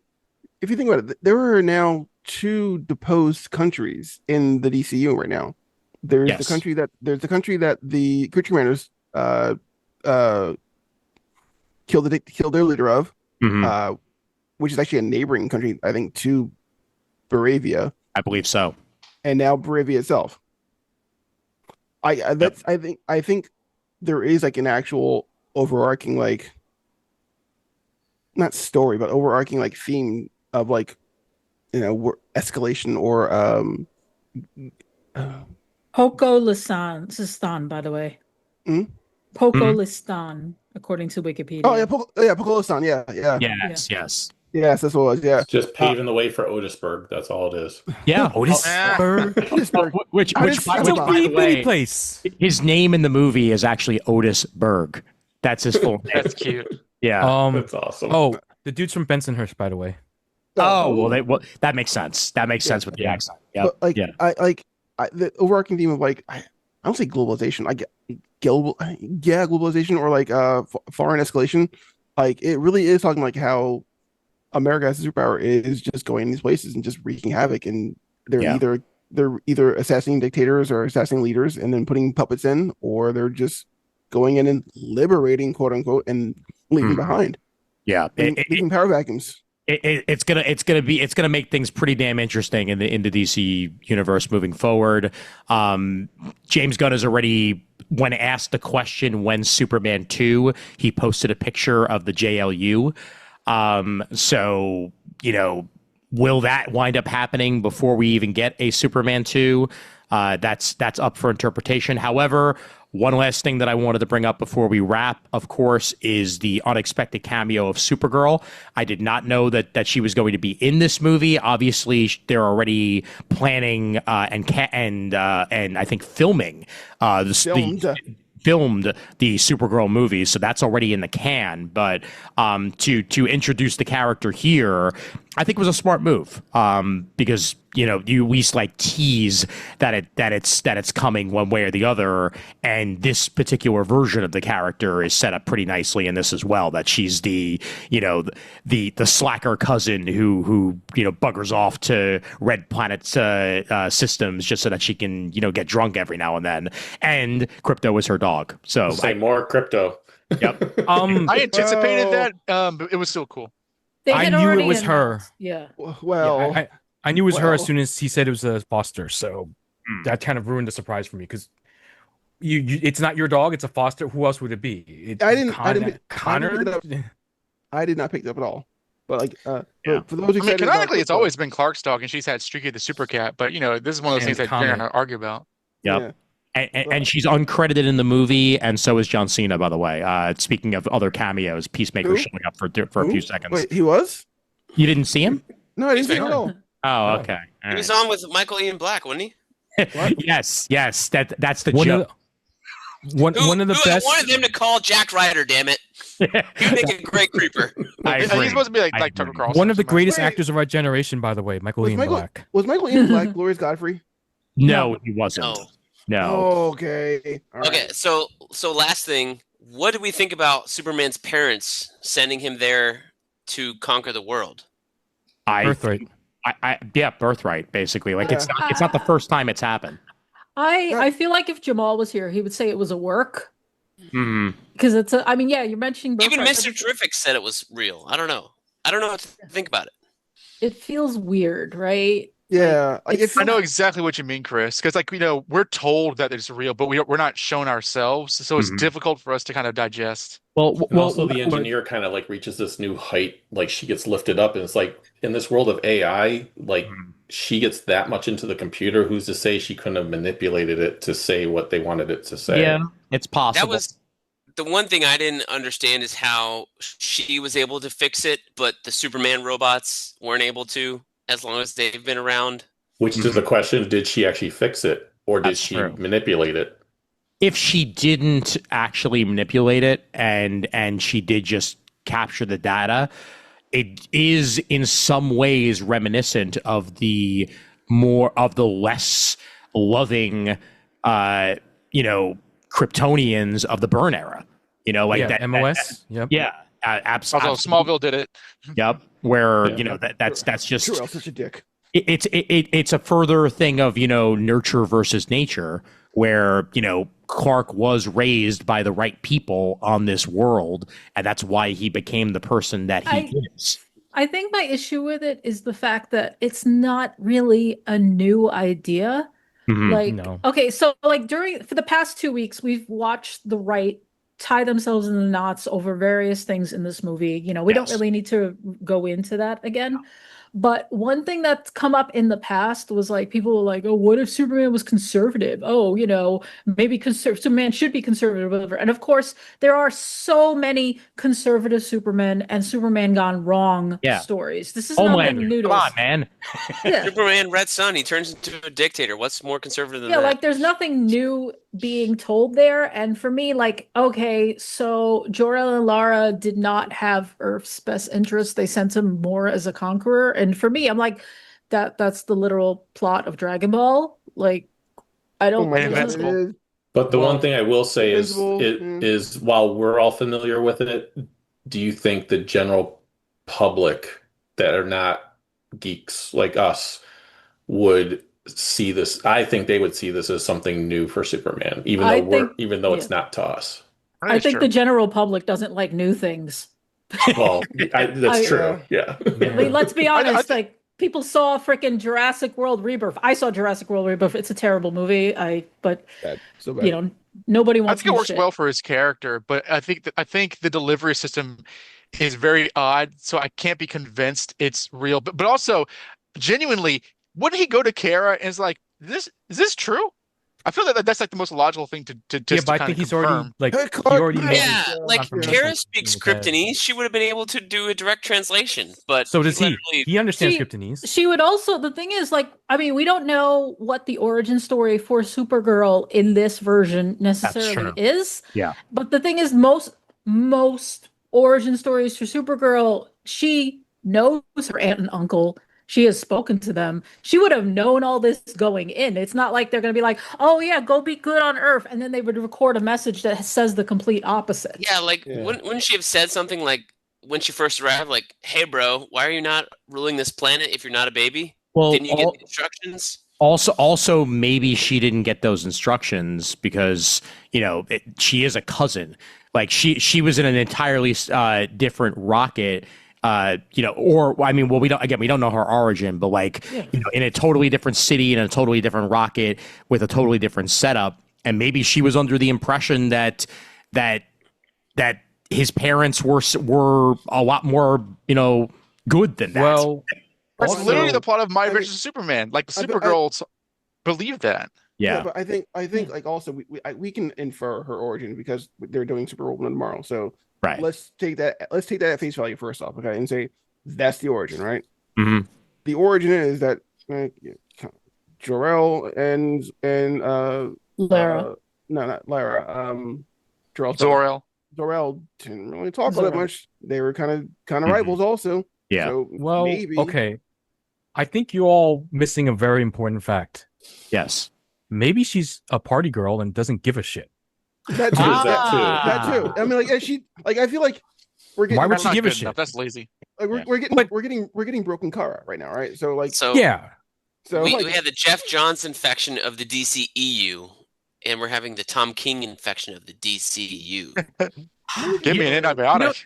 You know what I love, Brent, is that you get to now experience a DC universe run by your two favorite people, James Gunn and Tom King, and I think that, you know, in general, like, good for you, man, for getting exactly what you want. You know, rule without mercy. Take many wives. Yeah, but look, we'll probably learn more. We might even learn more in the Supergirl movie. But either way, we got a universe, guys. Like, this did well enough. Like, it on opening weekend, it did better than any Superman movie to date. Obviously, when you know, not adjusted for inflation, it's different. But, you know, straight up money wise, it did really, really well for its first week. I fully expect it to probably get to about 500 million domestic before it's done. So, Yeah, this is a very, very good start for DC. Now, I'm rooting for a billion. let's see what Fantastic Four does in a few weeks for Marvel, because that could very well be make or break. I was at work today, and there were a couple of like young teenagers or girls, whatever, and they saw like some FF magazines, Mhm. and they're like, "Are you seeing Fantastic Four?" She was like, "No." I was like, "Uh-oh." Oh, Marvel boy. fatigue. I will tell you right now, I will be there on opening night with Baron and matching T-shirts, and having his car decked out as a Fantastic car. Nice. I'll see it at Comic-Con. I'm gonna be there Thursday. Okay. But I still have to watch Superman 11 times. Can we do a Pattinson vote before you close? Oh, well, Yes. well, yeah. I mean, we're. Oh, what? Whether or not you think Robert Pattinson's Batman's going to show up? Hell no. No. Want to, Should. and will he? Should. No. I admit I do wonder, would they be friends? Not They're really. both into music. So Yeah, I didn't actually get to address one of my major issues with this film, by the way. Go ahead. Yeah. Mhm. So Someone else, please. Cell phones. It was cell phones. Okay, continue. So we talked earlier about, Ryan, talking about how beautiful this film is, like shot in Cleveland. Yeah. And like even besides the gorgeous scenery, like the way it's shot is amazing. Like the shot of the Luthor Tower, like the way the camera comes up to showcase the logo, like things like, Superman emerging from the smoke. There's like so many beautiful shots in this. And then the whole pocket dimension thing is one of the worst things I've ever seen on film. It's so ugly. It looks like low rent Minecraft to me. Clark, Superman, whatever you want to call him at this point, being like stuck in this river where like plasma river that's like blocks. Anti-proton river. It looks like Wakanda. It looks like it's like rainbows that threw up on somebody. It's just it's a lot. It's an ugly scene. Like I have no issue with some of the stuff that happened in there, but just like it's not a scene I enjoy watching because it is just so bad looking. Yeah. Also, it's also really dark. I didn't enjoy Baby Joey. Like I thought I was gonna like him. I didn't like Baby Joey. I'm like, this is like my least favorite part. I would. It also, he's awfully fake looking. I had problems with that. If Metamorpho can do anything, if he can and he can't hold transform himself into iron or steel, a super sharp point. If all Superman needed was one punch to break the glass, two punches, his glass and Baby Joey's glass, Metamorpho couldn't decide to do that at some point and bum rush the guy across the hall. Come on. He's not fast enough. I felt like there was a better way to blackmail him. Yeah. He's got the power to make himself ahead and fly around and all this weird stuff. He can't, Come on. he can't carry the baby. He can't carry the baby, and he can't get out. Except in Squid form when he carries Superman. He can go knock the guy out and then carry his own baby. Then he's stuck. But where are you going? Yeah. Mr. Terrific got them out. It was all very one of those Slender Man looking aliens. I don't know. Yeah, it was all poorly explained. Yeah. Also, it was poorly explained. Yep. Yeah. I'm also minor nitpick about Metamorpho's powers. Metamorpho's powers are not to create any element. He can create any element that occurs naturally in the human body. That's his powers. Then he shouldn't have been able to do kryptonite, right? Exactly. Correct. Mm-hmm. Yeah. The biggest oversight, by the way, I should mention this, is it's not, I'm not that upset about it, but 0. Michael Bailey said the same thing. He was his first con. He did like no shirt rip. Most of our listeners are listeners, not The visual shirt rip. watchers. You gotta spell The it out, shirt rip Raph. for the podcast listeners. There was no Superman shirt rip. There was no transformation into Superman, which is fine. Yeah. I don't mind at all. I still love this movie. We got It's very still my little second Clark favorite. Kent, so what do you Yeah, want? that's the thing. I Right, wish we had more concession. Clark Kent. I think if we get more Clark Kent, then we'll probably get a shirt rip at some point. But do we though? Do we need one though? Honestly, I don't know if we really need it. You know, I would like one. It'd be nice. But I don't need it. I still love this movie without it. It so, makes a yeah. really good picture, though. Just saying for myself. Some of the really? posters Really? are Wow. kind of imply it too. Yeah. Well, the posters also say look up, and look up in the sky is not said once, but whatever. Who cares? You know. Nobody said that. Yeah, but what I see, there you go. There's Cleveland look up. Yep. Exactly. But what I really want to just emphasize once again is that I love the soundtrack for this. And I think that in particular, the guitar version of the bah, bah, bah, bah, was excellent. Like I could hear that Absolutely. all the damn time. Yeah. So as I said on Blue Sky, like it's what a world we live in where the composer who gave us In the House in a Heartbeat and Adagio in D minor scored a Superman movie. Wow. Yes, what a world.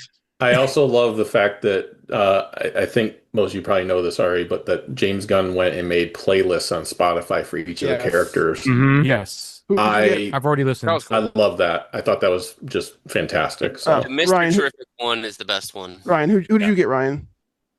who did I get? Yeah, As far as the playlist, yeah. I got Lois. I got the engineer. I'm fucked, guys. I haven't done that yet. Which is sad because like I should have been Ultraman because his playlist is like literally everything I listen to, which is nothing but like kawaii metal. So yeah. And finally, us Mighty Crabjoy fans finally get them, showing up like they so deserve in a movie. Like I've been a Mighty Crabjoy fan for years. I mean, come on. I felt that when she was like, "Your favorite band sucks." Well, some people like them.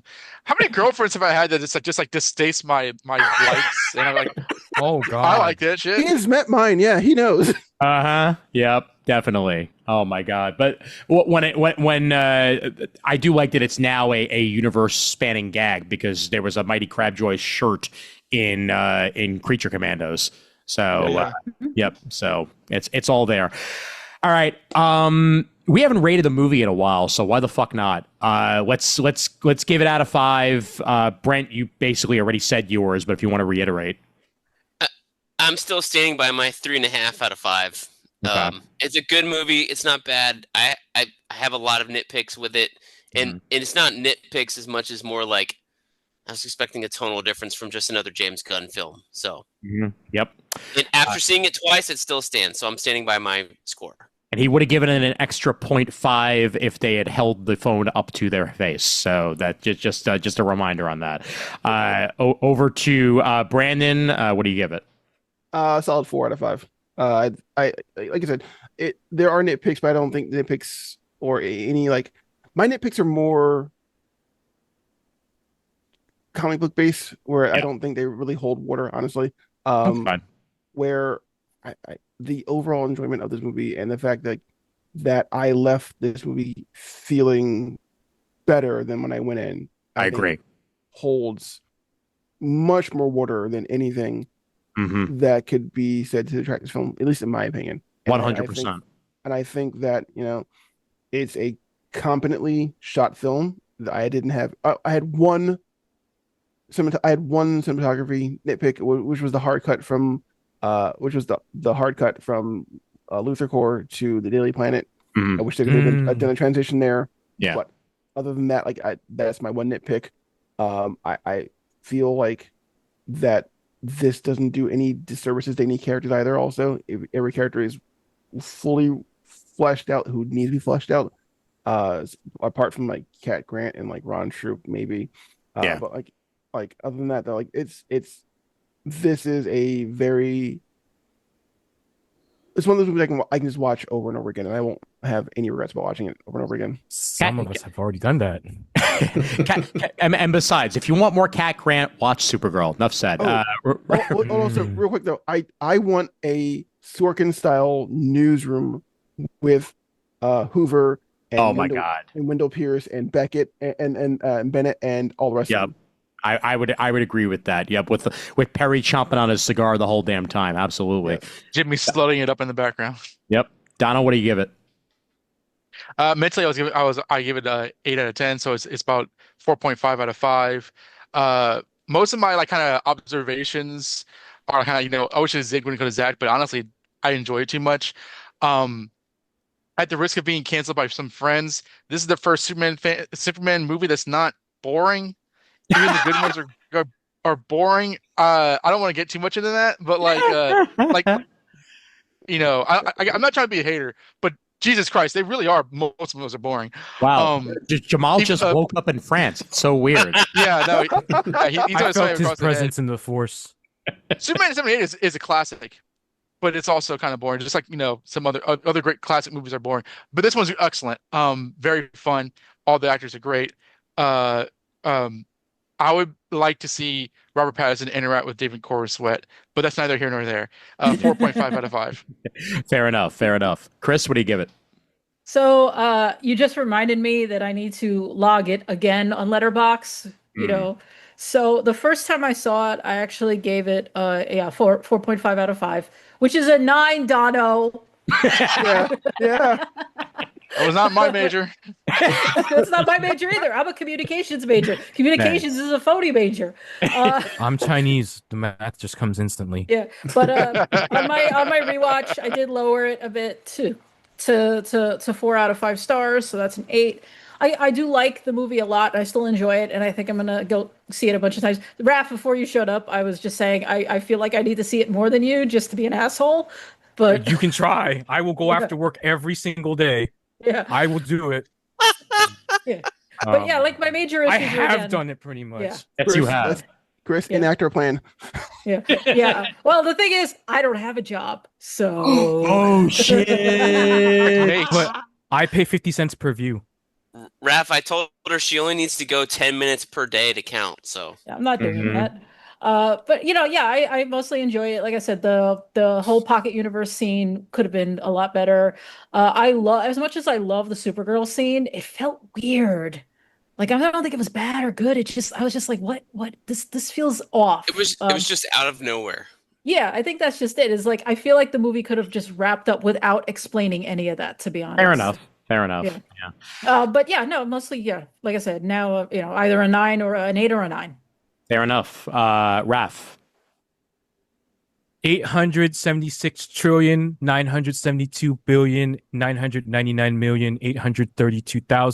876,972,999,832,986 out of 5. is this your new favorite? Yeah. No, 78. I can't give up 78. You might as well ask me It this. can't be that high. I might as well jump out that window right there. No, I'm not 78 I'm not putting higher. anything above 78. It's higher, No, I dude. can't put it. Yeah. 78 is the entire fundamental basis of my personality as a human being. You Yeah. can't. I, You might as well just brain death me. Well, Okay, you're I very can't James do this. Gunny in your personality. You should just make this your new baseline. If Wow. I was 3 years old right now and I watched this, it would be my number one. I'm not. I'm 41. My entire personality is based on the Christopher Reeve Superman. I can't change. Brent is I'm too gonna old to change. Brent is gonna go out of his way to make James Gunny Gunny into a some thing. sort of like It's phrase. Like, it's It's fetch. a new adverb. Did No, you know? It's Uh-huh. fetch. Don't make it happen, okay? Pass Ryan, around some James Gummies. over Oh, I'll take some gummies. over to you, man. What do you give it? Sure. I'm gonna get very close to that 5. I'm gonna go a 4.75. I have just a few small nitpicks. I didn't care for the Hawkgirl shriek. To me, that's Black Canary. I don't need it, but it didn't take it away. Take me out of the movie. I didn't like Baby Joey. I thought there was a different way you could have blackmailed Metamorpho. And the other one that we didn't really mention was the Hammer of Baravia, like leaving the city and landing at a beach that was literally right outside the city, and no one saw that. Mm-hmm. Well, you did the Then pocket universe portal, thing. then going in a portal and being in a fucking clear window that Superman could clearly see. Right. So, Take his helmet off. but again, none of those things took me out of the movie. None of those things took away from my enjoyment of the movie. But I can't give it a perfect score because of that. This movie gave me my favorite. Like I said, gave me my favorite Lois Lane of all time. It gave me my second favorite Superman of all time. If we're not counting animated, if we're counting animated, it gives me my third one because Tim Daly would be my number 2. It gives me my favorite live action portrayal of Lex Luthor. Second favorite. Rosenbaum is probably my first favorite. Krypto was amazing. I'm a huge dog lover, and if they had done anything to that dog, this movie would have got a 1. But they didn't. The dog is amazing. Loved it. So yeah, I can watch this movie 100 times and never get tired of it. So that's why I go so high with it. So on average, it's a 5, right? Because between all of our scores, it's a 5. If you round up, yeah. Yeah, if you round up, yeah. I mean, 4.75 plus 4 plus 3.5 plus 4 plus Ryan- like 8 million. Ryan took off plus 8 trillion. 0.25. He took off 0.25 points because he didn't actually make it in the film so far. Yeah, well, that's- there's that too. Yeah. Uh-huh. But if they release a deleted scene where you can actually see him, it's a 6 out of 5. But Right. The extended bus Even scene, better. I'm also going to be looking. Trust me, I'm also going to be looking for the Blu-ray or 4K where they have the behind the scenes, and I'll be looking for me in there too. absolutely, yeah. of course. Yeah, we want to see that. Box, whole thing. I give it a 4.5 out of 5. I think it's really damn close to being even higher than that, and it might even get there on repeated viewings. I've seen it twice so far.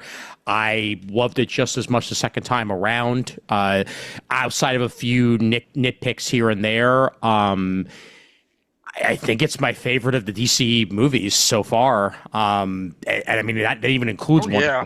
Like I think it really sets the stage for what is to come. And it's gunny as heck, and I absolutely love it. No, it's just really it just felt nice. Very rarely do I leave a film thinking that was really nice. It just made me feel good, and even with people that's nice. being dropped to their death, like it was good. I'd say my one criticism of it. This is a criticism that was originally, and I'll give them credit for this because they said it first. I listened to the Filmcast's review of Superman, and they mentioned, unfortunately, this is a Superman movie that that is PG-13, 100%. Like you can't bring you shouldn't bring small kids to it, honestly, like because of like a lot of the stuff that goes on and some of the language that's used throughout.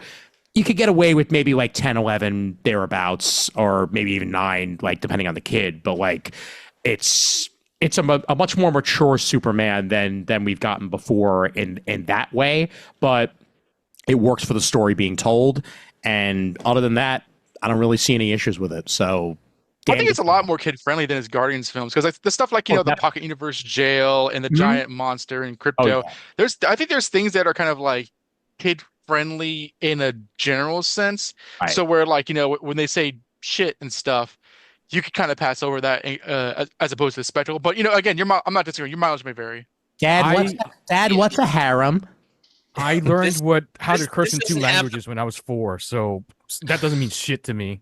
This doesn't have the body horror of Guardians 3, that's for damn sure. No, it definitely Yes. does. Yeah, no, those- Oh my God. Yeah, Guardians 3 is a hard PG-13. Yep. All right, guys, let's wrap it up. Give our usual plugs and whatnot. Ryan, as the guest, you get to go first. Let everybody know where they can find your stuff. And for that matter, thanks for coming on, man. This was a lot of fun.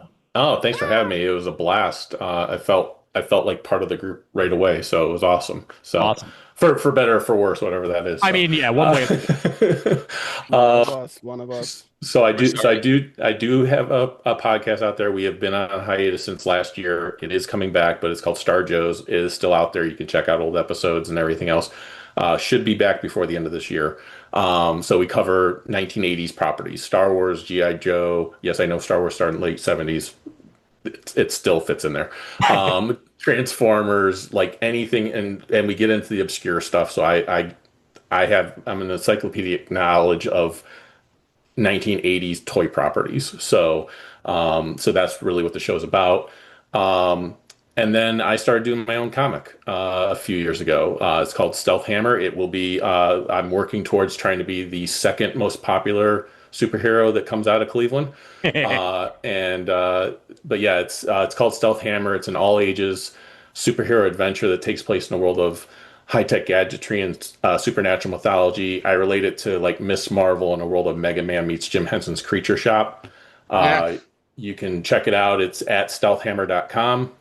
And we are through issue 3 so far. My artist, his name is Joel Jackson. He's in Columbus, Ohio. So very much Ohio-based team here. And I've had some amazing creators that have worked with me, coloring and lettering and everything else. Issue 4 is written, and it is with Joel right now. And we will probably be having a Kickstarter in sometime September. Nice. So we can get the next issue out early next year. So stay tuned for that. But you can follow us on the Stealth Hammer website, different social medias and everything else. But it's been such an amazing pleasure to create my own worlds finally. So Absolutely. Yep. And see, even when we can't get Jamal on, we get a comic book creator on to talk about Superman. See, it all works out, baby. It all works out.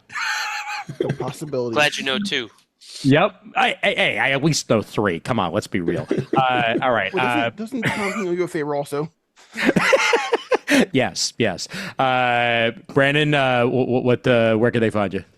All right, you can find me on most social medias, except for that one we don't use anymore, at the Davadon, or Atomic Games on Twitch if I'm feeling froggy and I went to Twitch or talk to Raph sometimes.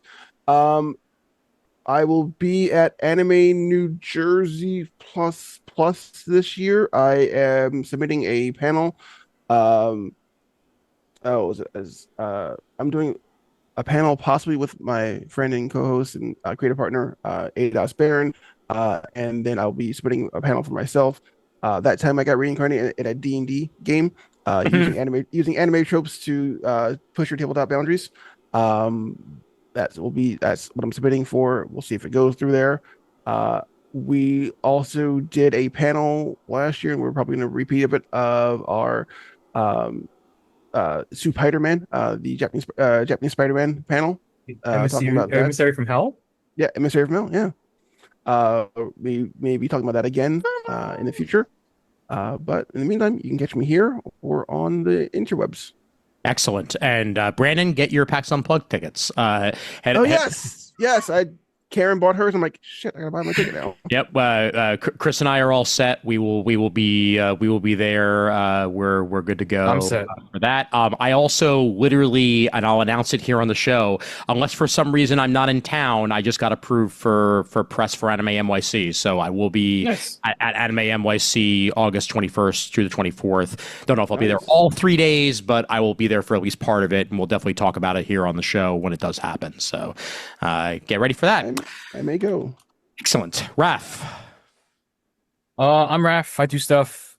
I am all over the internet at Raph Does Stuff. I stream on Twitch, as Brandon mentioned before, usually Fridays and Saturdays. Fridays, I do a live editing stream for the shorts I make for this very channel, for the Comic Timing YouTube channel. I do a couple of shorts called Raph's Comic Catch Up, where I finally read all the books I haven't read for the last 8 years and talk about it. And on Saturdays, every 2 weeks, I will be running a D&D stream for a couple of the people in the community I'm in. So that's something I'm going to be doing very soon.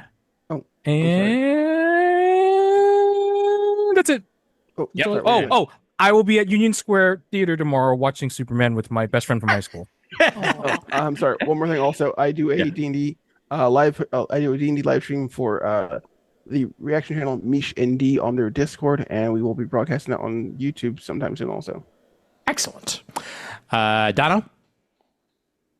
I do the podcast with my co-host and friend Harrison Chu. Questions we don't have answers. It is a socio-political pop culture podcast. And funnily enough, the last episode that we recorded, which has been a very busy time, it was a solo outing where and I'm directing this towards Ryan because he said that one of his favorites is Tim Daly, talked about Superman the Animated Series, specifically why I feel it's being under-discussed in the general Superman conversation regarding media. People always talk about the Reeves films, obviously the Snyder films, and even Superboy, but I feel that STAS, even though people seem to like it, kind of doesn't really get discussed much. And I spoke as to why that is, because that is 100% Superman that I grew up with. So I'm very proud of that episode. It's about, I don't know, a little over an hour long, and you can find that at qnoanswers.com. I am also a paid writer for DC Comics website. Matter of fact, the very next assignment I have, which is due tomorrow, is my reaction to the Superman film. Nice. I will also be attending San Diego Comic-Con, interviewing various writers. Last year, I got to talk to Mark Waid, and some other creators, and that was very exciting. So I'm hoping to talk to them again since a lot has happened in the last year at DC. And I currently review Batman and Robin Year One and Batgirl comic over at the BatmanUniverse.net. So check me out there. And you can find me, DonaldDMG1 on Twitter, and I am also Donomark, I believe, on Blue Sky. Well, you will definitely be our post San Diego Comic-Con reporter, as I want to see what it's like this year. So I absolutely looking forward to seeing what you experienced there, and post to the Comic Timing fan group when your review of Superman comes up. It'll be a nice extra feature for anybody who listened to this one. So good time. Oh, sure thing. Absolutely. Excellent. And Kris. Oh, do I exist? Shocking. Yes, you do.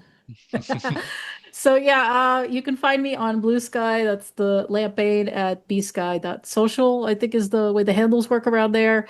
Though if you at me, I might not see it because I recently made the mistake of tweeting at Mom Donnie's account. Oh no.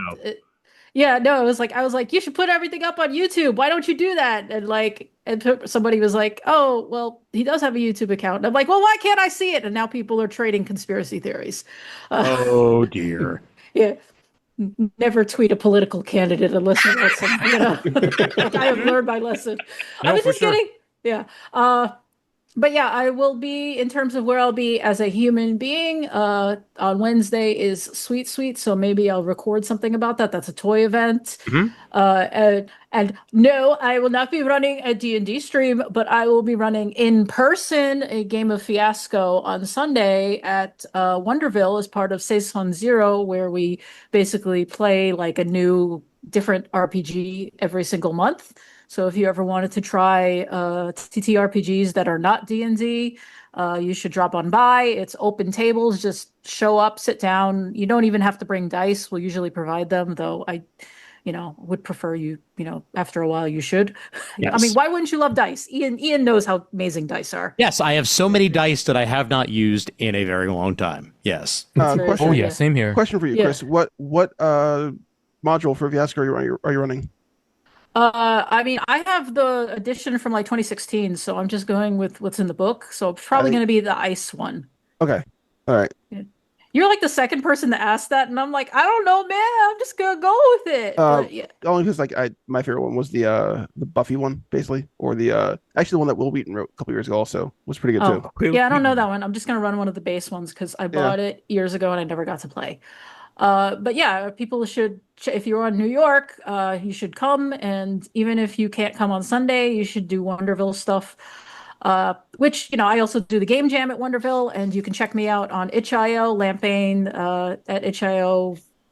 Wait, sorry. Yeah, lampane.itch.io, where I put up whatever bullshit games I make in my spare time.